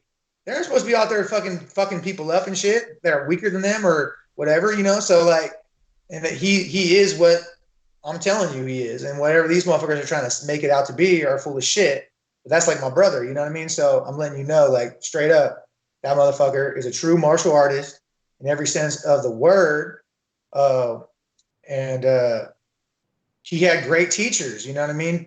You know, he had great master teachers. Like, I train my weapons right now with Steve Heath. I don't know if you probably heard of who Steve Heath is, man. He was the person that got Nick into a lot. He's the one that brought him out to Caesars. You know what I mean? And I train weapons with him and other shit. He's a fucking martial art survivalist master. So much love. If you're into MMA and you want to know about Stockton's fight history, you have to know. You need to know who Steve Heath is. You need to know that name. That's an unsung hero right there. I'll look up some videos after post production. I'm blessed to be training with him. You know what I mean? Like on, you know, with weapons and all the stuff he does. I mean, you know, and it's a beautiful thing, man. I'm blessed to be around. I'm real thankful to be that I've been around. I got around them, you know, because I always, you know, like martial arts and stuff, you know, and it's helped me a lot because it's a whole nother aspect, you know. And another person I got to mention is my homie Justin Bourgeois. He's another cat, man, that just a fucking phenomenal martial artist and street martial artist too. He can apply it in the street like very few human beings I've ever seen, you know, do that. So it's applicable, you know what I mean? And also I got, you know, obviously shout out to Victor, you know, Val, you know, Andre, Nathan Diaz, of course, Of Randy, course. Randy Spence, Lucas, Rudy, you know, all them taught me shit. You know what I mean? All them, you know, all of them are dope as fuck. You know what I mean? I'm out there. I got my daughter out there with training with at Victor's spot with Chelsea's sister, Carlene. She's going to be a UFC champion. Chelsea's going to probably be a UFC champion, or she's going to be, I mean, it's coming. All that's coming, you know? And I'm just blessed to be around that whole group of them. All those people that I mentioned. If I forgot anyone's name, then, you know, fucking, I didn't mean to, you know what I mean? But I got to give respect to all of them, man, because they put their lives into this shit. Just like I put my life into this music, you know, they put their lives into this shit, you know, and they invested a lot of time becoming masters of their craft. And that is, it's beautiful. You know what I mean? And I'm fucking blessed to learn, to be able to learn from them. You know what I mean? So shout out to all my martial art and extended martial art family. You know what I mean? For all the people I've trained with and have taught, and all the masters that have taught me. You know what I mean? So yeah. No, dude, that's you know, and that's, you can tell that's a big influence in not only you as a musician, but you as a person. You know, just the way you approach things, the way you view things, and that was a pretty cool story. Like, Oh, I can't forget Gabe. Gabe's teaching the Muay Thai over there too. Gabe, shout out to Gabe too. Almost, yeah. I don't want to forget nobody. But yeah, that's just all these. I mean, I got 1,000 stories, bro. But I mean, we ain't got time for all everything. But you got one funny one for us? You got one thing to make us chuckle in camp? If something comes up while we're talking and I think about it, cross my mind, I'll say it. You know what I mean? But there's a lot of stories. I don't want to put nobody on blast though. You know what I mean? Got a lot of fun. What about show stories? I mean, you've done performances. You got any crazy fun show stories? Crazy fun show stories? Shit, I did a lot of shows, man. I probably performed 100 times. How it started was I was selling CDs out of my fucking backpack to basically eat lunch. You know, I mean, it was like basically I was living off of that shit. Sometimes I don't even eat till like 4 o'clock, you know, in front of Metro PCS in Stockton, right? And you know, it was like I had ups and downs, and I was in a point where financial, I didn't want to go back to doing things that I was doing when I was younger to get money, because I just didn't want to do them no more. I didn't believe in them. I had a daughter, you know, and I didn't want to fall back into that world at the time. And you know, I was pushing my music, and I couldn't get no shows. So I ended up doing some open mics, you know, and then from open mics, I ended up getting Linda, who was the owner of the Blackwater Cafe in Stockton. And she gave me my Blackwater Cafe. She gave me my first show, and 4 people showed up. Did you play upstairs or in the basement? No, the Blackwater was the one that is there's no basement. It's just a room. You know, it's just a room. That you're talking about something different. I know you're talking about. You're talking about the Armenian Cafe. That don't exist anymore. Okay, my bad. Yeah, but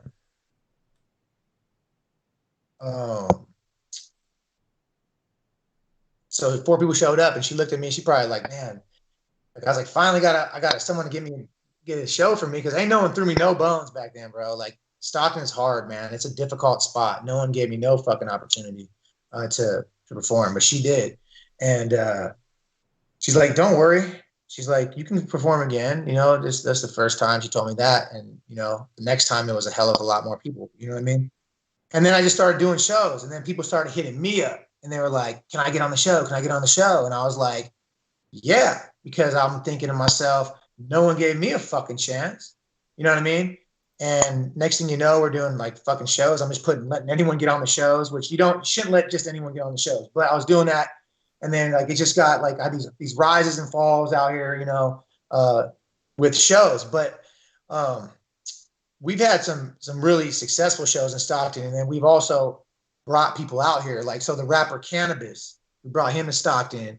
Planet Asia to Stockton. The rest in peace to the Jacka. Rest in peace to the Jacka. We brought him. He was doing well. Spice One, Mac Mall. I mean,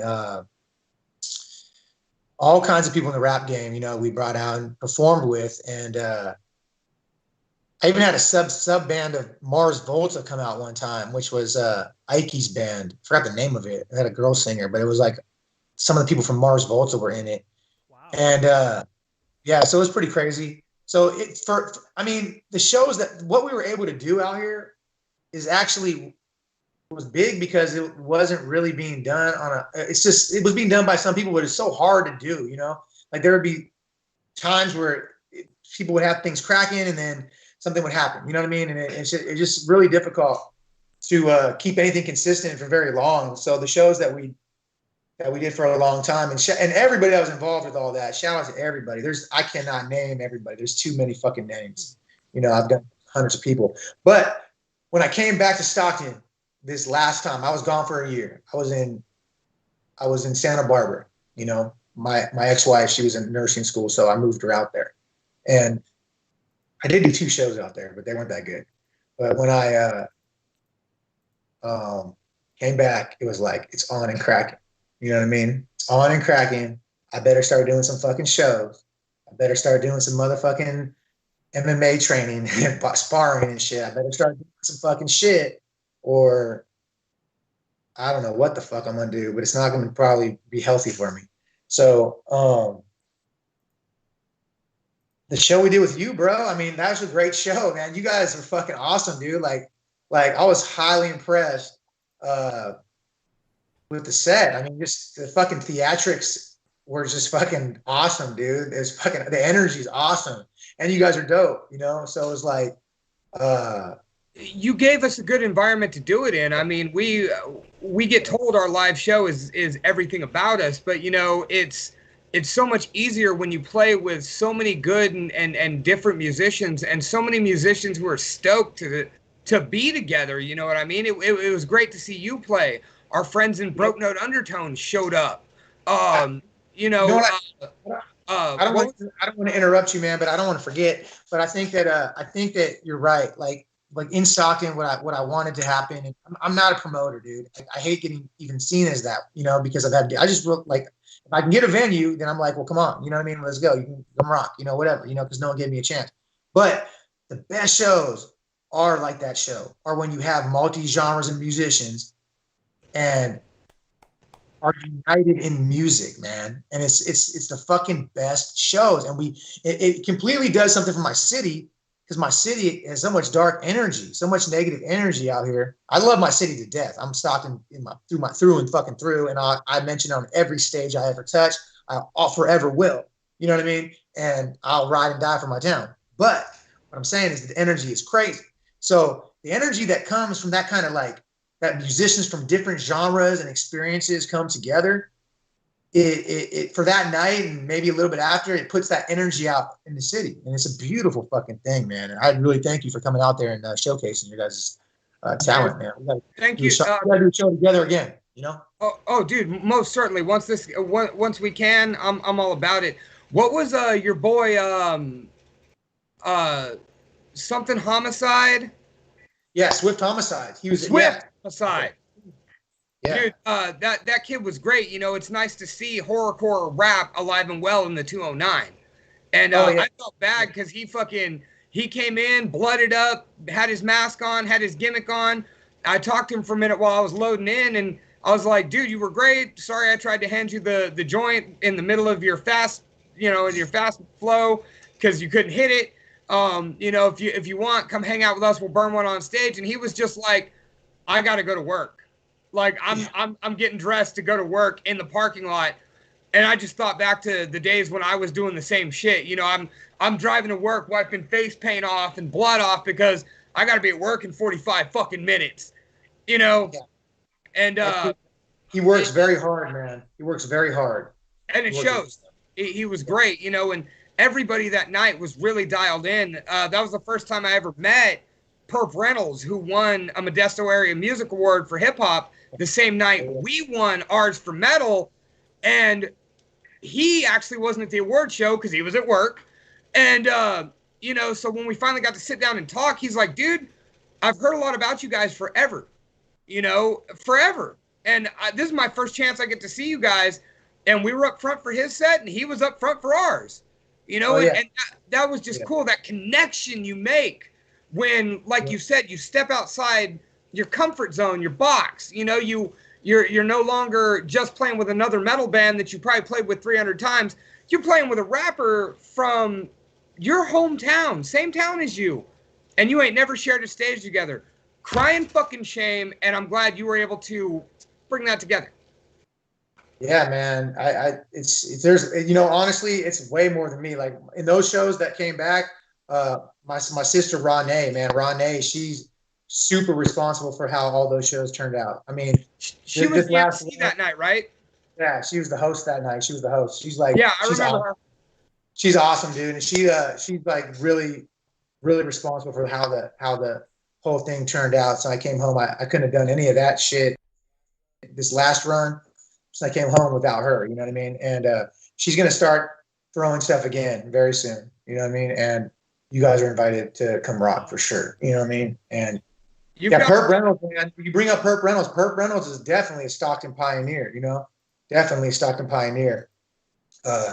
He got a store on Martin Luther King Boulevard, which for Stockton cats, it's Charter Way, but, you know, it's what it is now is Martin Luther King Boulevard. And it's right past Edison High School if you're coming off the I-5 on the right-hand side. Go buy his shit, man. He's got his own store now. He's selling clothes in there, and he got his own brand and stuff. And he's always been an innovator out here. I've always respected Perp Reynolds. He's the homie, man. And go check out his store. As for Swift Homicide, he's the homie, man. And I love his music as well. And I got a song. Me and him, I got a song together. We're featured on Ren the Heat Monster's upcoming album, and Ren is a super pioneer and innovator as well, from Doja Click. So shout out to Ren as well.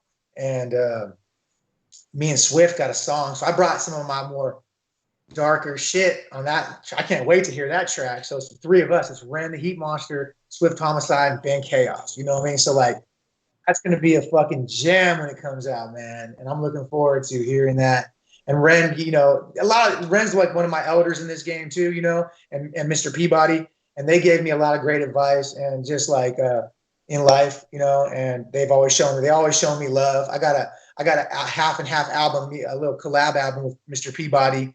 You know, he called me to do that years ago, and I don't know where he has that album out though. I don't know where it's at. It's somewhere. It's called The Epic Revival, and you know, he just was a fucking pioneer. I mean, and there's just so many of them, man. You know, there's no way I can get through mentioning everybody that has impacted on my life. In my city, I came home, man, and I ain't gonna lie, man. I was real fucking depressed, bro. Like real fucked up, man. In my city, like, you know, I come home and it's like my city, like kind of like, you know, they keep me inspired. You know, kept me always gives me purpose, you know what I mean, as well too. Of course, my daughter will always be my purpose, you know, as far as like, you know, my city gives me purpose though as well. And I just want to see, dude, we're different out here, man. We're different, you know. We're different breed. You know? Stockton's its own, for sure. Like I've been attending shows in Stockton for near 2 decades. You know, it's all about the community base, and that's something that, you know, and we're going to go ahead and get ready to play our last track tonight. And that's something, and forgive me if I missed the theme here, but I don't think I will. We Will Rise is about coming together as a community first and expanding that from county to state to country to worldwide, and basically coming out and doing it all together. Did I miss something there? Yeah, but let's even go a little bit further. So it starts with ourselves. You know what I mean? So first we got to do the own. Everyone's using the word shadow work, but it's true. You know, we got to be internal, and we got to do that. And then we could, you know, take care of our tribe, and then our community, and then our, you know, state, country, world. You know, we just gotta lead by example. I mean, everyone's got to just do, you know, we gotta try to love each other, you know, and we got to try to understand each other. That's the thing. Truly understand each other. But we will rise is, yeah, man, we will rise, man. But it's, I mean, they're going to try to undermine us, man. You know what I mean? But we gotta unite. We gotta make good of the division that we allowed us to get to the point that we got to. You know what I mean? Like we did allow ourselves to get to that point as a nation. You know what I mean? A nation allowed us to get to that have that division, and we gotta, you know. But we understand each other. You know what I mean? Like, right? Like if I see everybody now as like you know, as a growing child, basically. You know, like as a product of their early childhood development, and then their experiences ever so after that. You know what I mean? So it's really hard for me to hold hate for anybody. You know what I mean? And like if someone does me dirty, I've probably figured them out. You know what I mean? And I'm like, well, they're probably a victim of this circumstance, most likely. You know what I mean? And so like it's easy for me. I used to be so about revenge when I was younger. You know, so about revenge, and can't let no one do this and that. That's what we grew up out here. You know, and we kind of have to like put our empathy on the back burner to survive out here, really, truthfully, and to kind of thrive, you know? So, you know, now it's like, I don't got to do that. You know, I don't want to do that. I'll feel all this. And I want to understand the next person, you know, and if that person is a threat to myself or my family, you know, then I do what exactly I have to do. You know what I mean? But I won't do it out of hate. That's out of necessity. You know what I mean? And half the time when you see people like that, it ain't even an issue. You know what I mean? You can avoid mostly anything and you'd feel bad for it afterwards anyways. You know what I mean? I got jumped in Santa Barbara by 4 people, dude, and I beat the fucking fuck out of them, bro. And like, one went to the hospital and shit, and I still felt bad, dude. The next day, I felt bad. You know what I mean? And they jumped me, fucking attacked me, hit me with some fucking brass knuckles first from the side. I didn't see it. You know what I mean? I still felt bad as that ambulance took that motherfucker out. But you know, like the reality of it is yeah, see people, and I could have found a way to avoid that. You know what I mean? I could have found some way to avoid the situation. I'm sure, you know. But if we understand each other, we're gonna treat each other better. I guarantee that. I fucking guarantee that. Yeah. And then so we will wise up. You know what I mean? And when we die, we'll rise up. You see what I'm saying? And, so like, and this is us wising. So this is what I'm telling you. This is what I'm telling you guys is that this is us wising up. You understand? Like what I'm saying is, and people figure this out, we're wising up. You know what I mean? So in myself, I feel the evolution of where I was and how I saw things to now. You know, I wised up. Now, me wising up might be the reason why these motherfuckers kill me, possibly, but then I'll rise up. You feel me? So, and so should y'all. You feel me? So that's that, I guess. So I hope I explained that well. I don't know. Absolutely. You know what I mean? And budding politician Al Baker in the comments, he said that I think I could put it best: be the change you wish to see in the world. Yeah, I seen that on you know, that's a great quote. I seen that quote on a kombucha. I drink kombucha. I don't know if you know what kombucha is. I seen that on a kombucha bottle. It's a great quote. It's a great quote. Who said that? That come from Gandhi? Who said that? Mother Teresa, if I'm not mistaken. Mother Teresa, yeah, that's a great quote. That's a great quote. You know? Well, we ain't perfect, man. I'm far from it. Far from it. Well, but we can go. All we can do is try every day, right? Try every day. Fuck it. Every day we get up, wake up, and just keep attacking. Keep chopping that fucking tree till it falls down. You know what I mean? Eventually it will. You know what I mean? And then we have another tree. You know what I mean? This is life. You know what I mean? Oh, it was LeVay Gandhi. Wait, no. Miss Gandhi? No. Some guy, Elroy wrote LeVay Gandhi. I'm like, wait a minute, that's two different fucking people. No, that's his name, Lunchbox. It's L. Ron LeVay, and they said Gandhi. Oh, he says Gandhi. My bad. He say L. Ron. I'm smoking weed. Yeah, Did he say L. Ron LeVay? yeah. That's their name. Hey, that's a great name. That's a great. That is a pretty good name now that I think about it. I see what you did there. All right, so let's get to "We Will Rise" from the mighty Ben Kaos. Oh, if it will play. 1 second. Oh.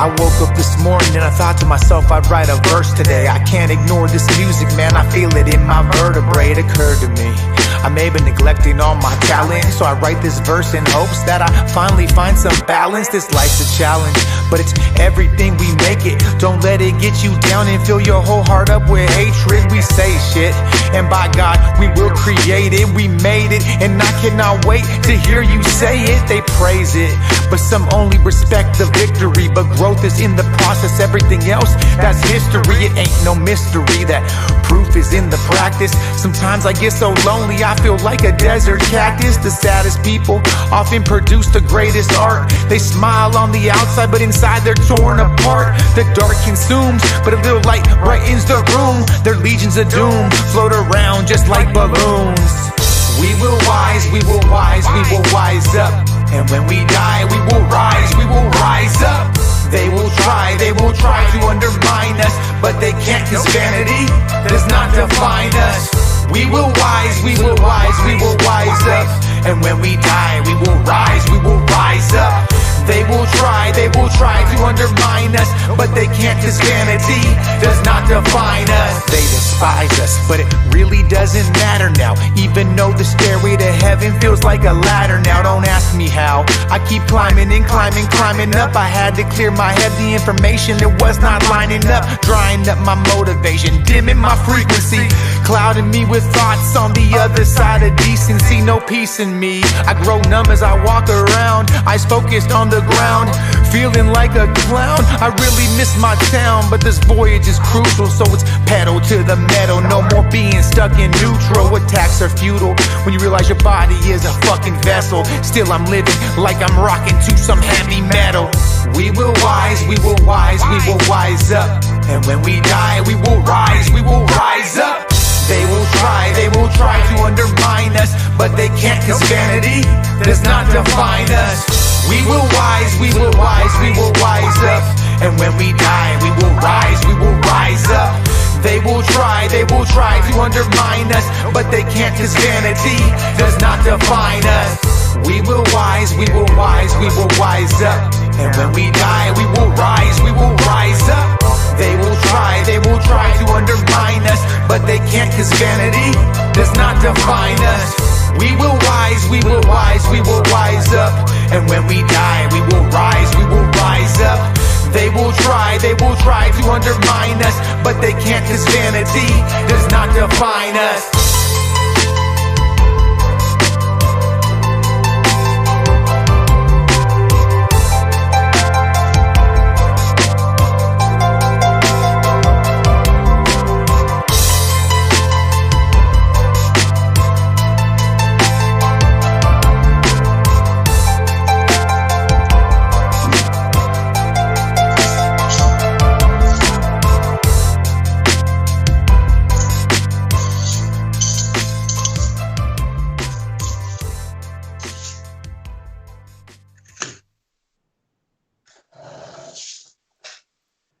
Yo, so I got some heavy And this is coming from me, but I got some heavy Bone Thugs and Harmony vibes from that one.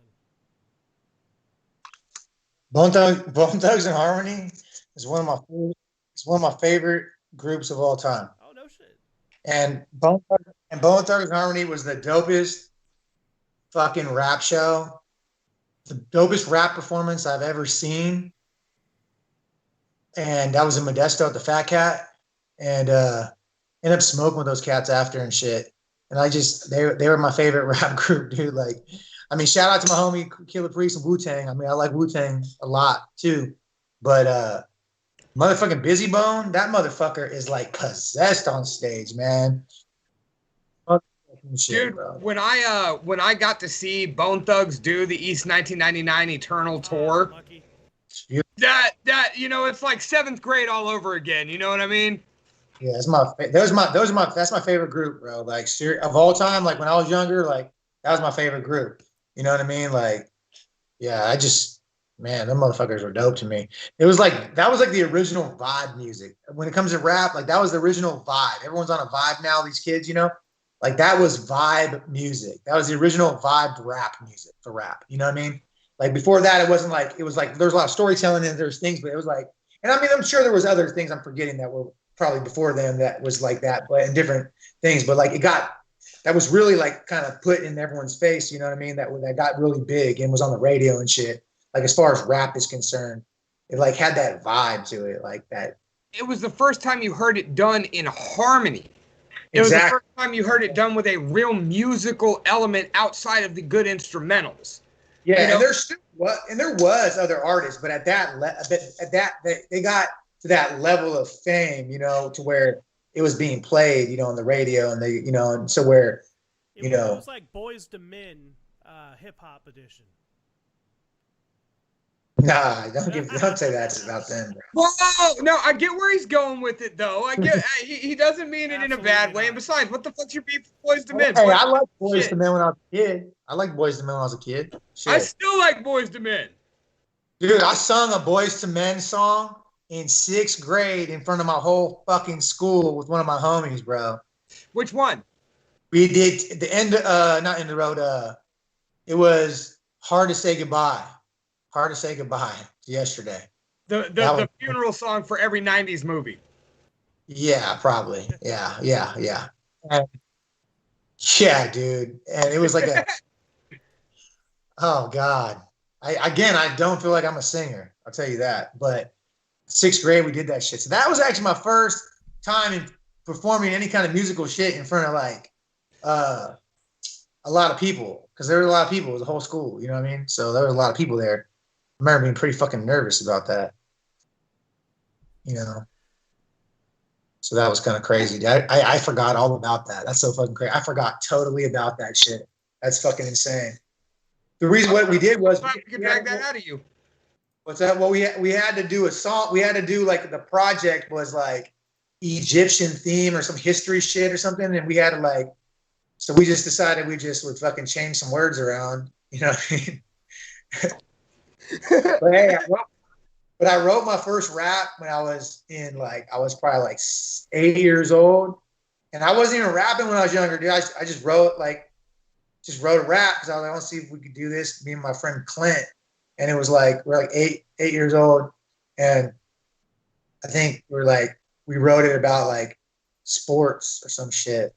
I just remember someone saying Roger Craig carries the ball like an egg. That just went in my head. Hey, I shit you not. Shit just comes back to me, bro. Like I haven't thought about that in years, bro. Like that is crazy. Yeah, that's weird. Anyways, when I told you that we don't do interviews, we have conversations. We get to know people on our show. That's what we do. So to bring that out of you, fucking A+, dude. A+. Education. Yeah. I got an education today. Good. Don't stop here.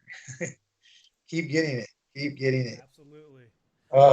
We got to wrap up here. So, Mr. Ben Kaos, my friend, thank you for joining us here on episode 95 of Talking Shop with the Boss and the Box. Hell yeah. So, where can everybody find you? Where can they find your music? And where can they find more about Kill Fear? Well, all social platforms, as far as like music platforms, you can find me. So you Google or whatever, put whatever in, you can find Ben Chaos. Yeah, I mean, I do need cats to follow me on Instagram because I try to get a lot off on there. Facebook, Kill Fear has its own Facebook page, so go add yourself to the Kill Fear page. Kill Fear 777. It's on Facebook and Instagram. Ben Chaos Music on Instagram. Ben Chaos on Facebook.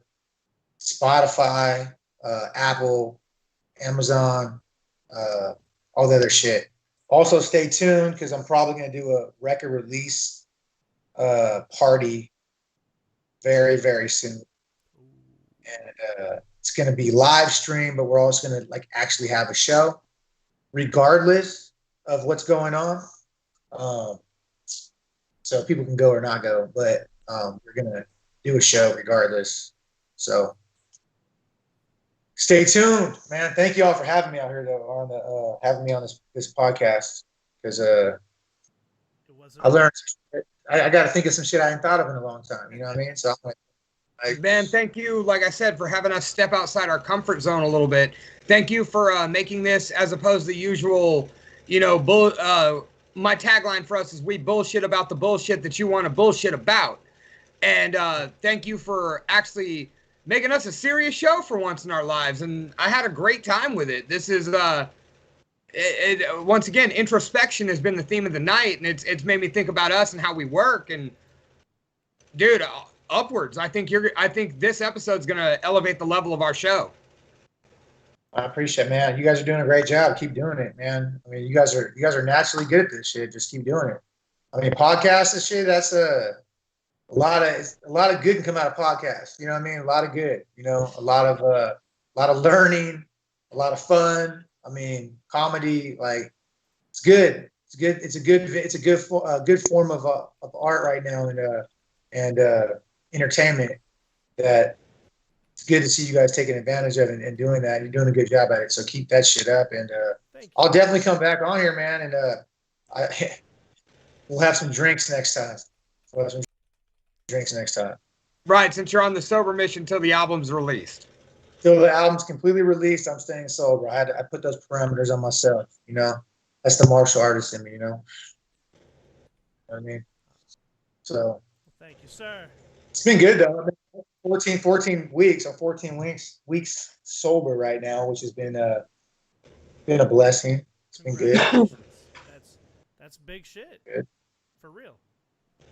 Yeah. It's good. It's good that it's good right now while I'm doing this part of it. So like as far as we're talking about introspection, you can stay on trains of thought longer, meaning that if I'm working on something, I can stay working on that longer, you know what I mean? Or some concept longer. Not necessarily music. That's easy. I write this shit whether I'm high, drunk, or on shrooms or whatever the fuck, But just concepts about how everything is and the introspection, the shadow work. You know what I mean? I can stay on that shadow work longer than saying, oh shit, emotional flashback, go get drunk and go run amok. You know what I mean? Which is nothing wrong with that. I've known to do that. I'm sure I'll be in some very fun situations again very soon enough. But that being said, right now it's been good. I think all people should probably try that while they're doing some shadow work. It's harder to do it that way, but I think the results are better. I think and I've tried it both ways. So I do recommend shrooms though, dude. I'd recommend shrooms as if you're taking shit to or doing things to curb your depression or anxiety, different things. Microdosing shrooms is a good thing. They're good. I know for a fact because I do shrooms. So microdose. All right. Or if you want to see a bunch of shitty days, you know what I mean? That's cool too. All right. Well, if you haven't already, go on social media. Go find Ben Kaos. Go find the Kill Fear movement, Kill Fear 777 on Instagram, and make sure you go bump his tracks, man. He's coming out with some straight up fire. You know, and I need y'all to share them. I need everyone out there to share them tracks, you know, because I ain't got no record. I'm independent. Stay independent. So share that shit. You know what I mean? Absolutely. And so are we. So, Mr. Lunchbox, where can they find you, sir? You know what? You can find me at Nothing But Losers on Facebook, Nothing But Losers on Instagram, Nothing But Loser. That is no S on Twitter. Brandon, what about And you? You can find me on Instagram at the real Brandon Blacker. You can find my band Suburban Paranoia as usual on all social media platforms. And oh yeah, and by the way, go to hauntless.com and use discount code I am the boss for a significant discount on your purchase. Gives me a little kick down and gives me something to promote. So, but tune in next week on episode 96 of Talking Shop with the Boss in the Box, where we bring it back to goofy and more lighthearted sides, where we talk about our favorite pro wrestling moments, and that is the Royal Rumble. So we will see you next week, and Mr. Ben Kaos, keep slaying, brother. Thank you. Thank you. Good night. And make sure that you search this podcast on Talking Shop with the Boss in the Box on Facebook. Don't forget to join the Talking Shop with the Boss in the Box Facebook discussion group, where we shitpost memes, comic books, wrestling, bullshit, and what we're doing next week and every week the month thereafter. We have a killer guest, which we will be announcing here in about 2 weeks, hopefully. And don't forget to find us on Instagram at Talking Shop with the Boss in the Box, talking_shop on Twitter. But most importantly, make sure you join us right here next Monday evening, 8 p.m. Pacific Standard Time, for episode 96 on our March to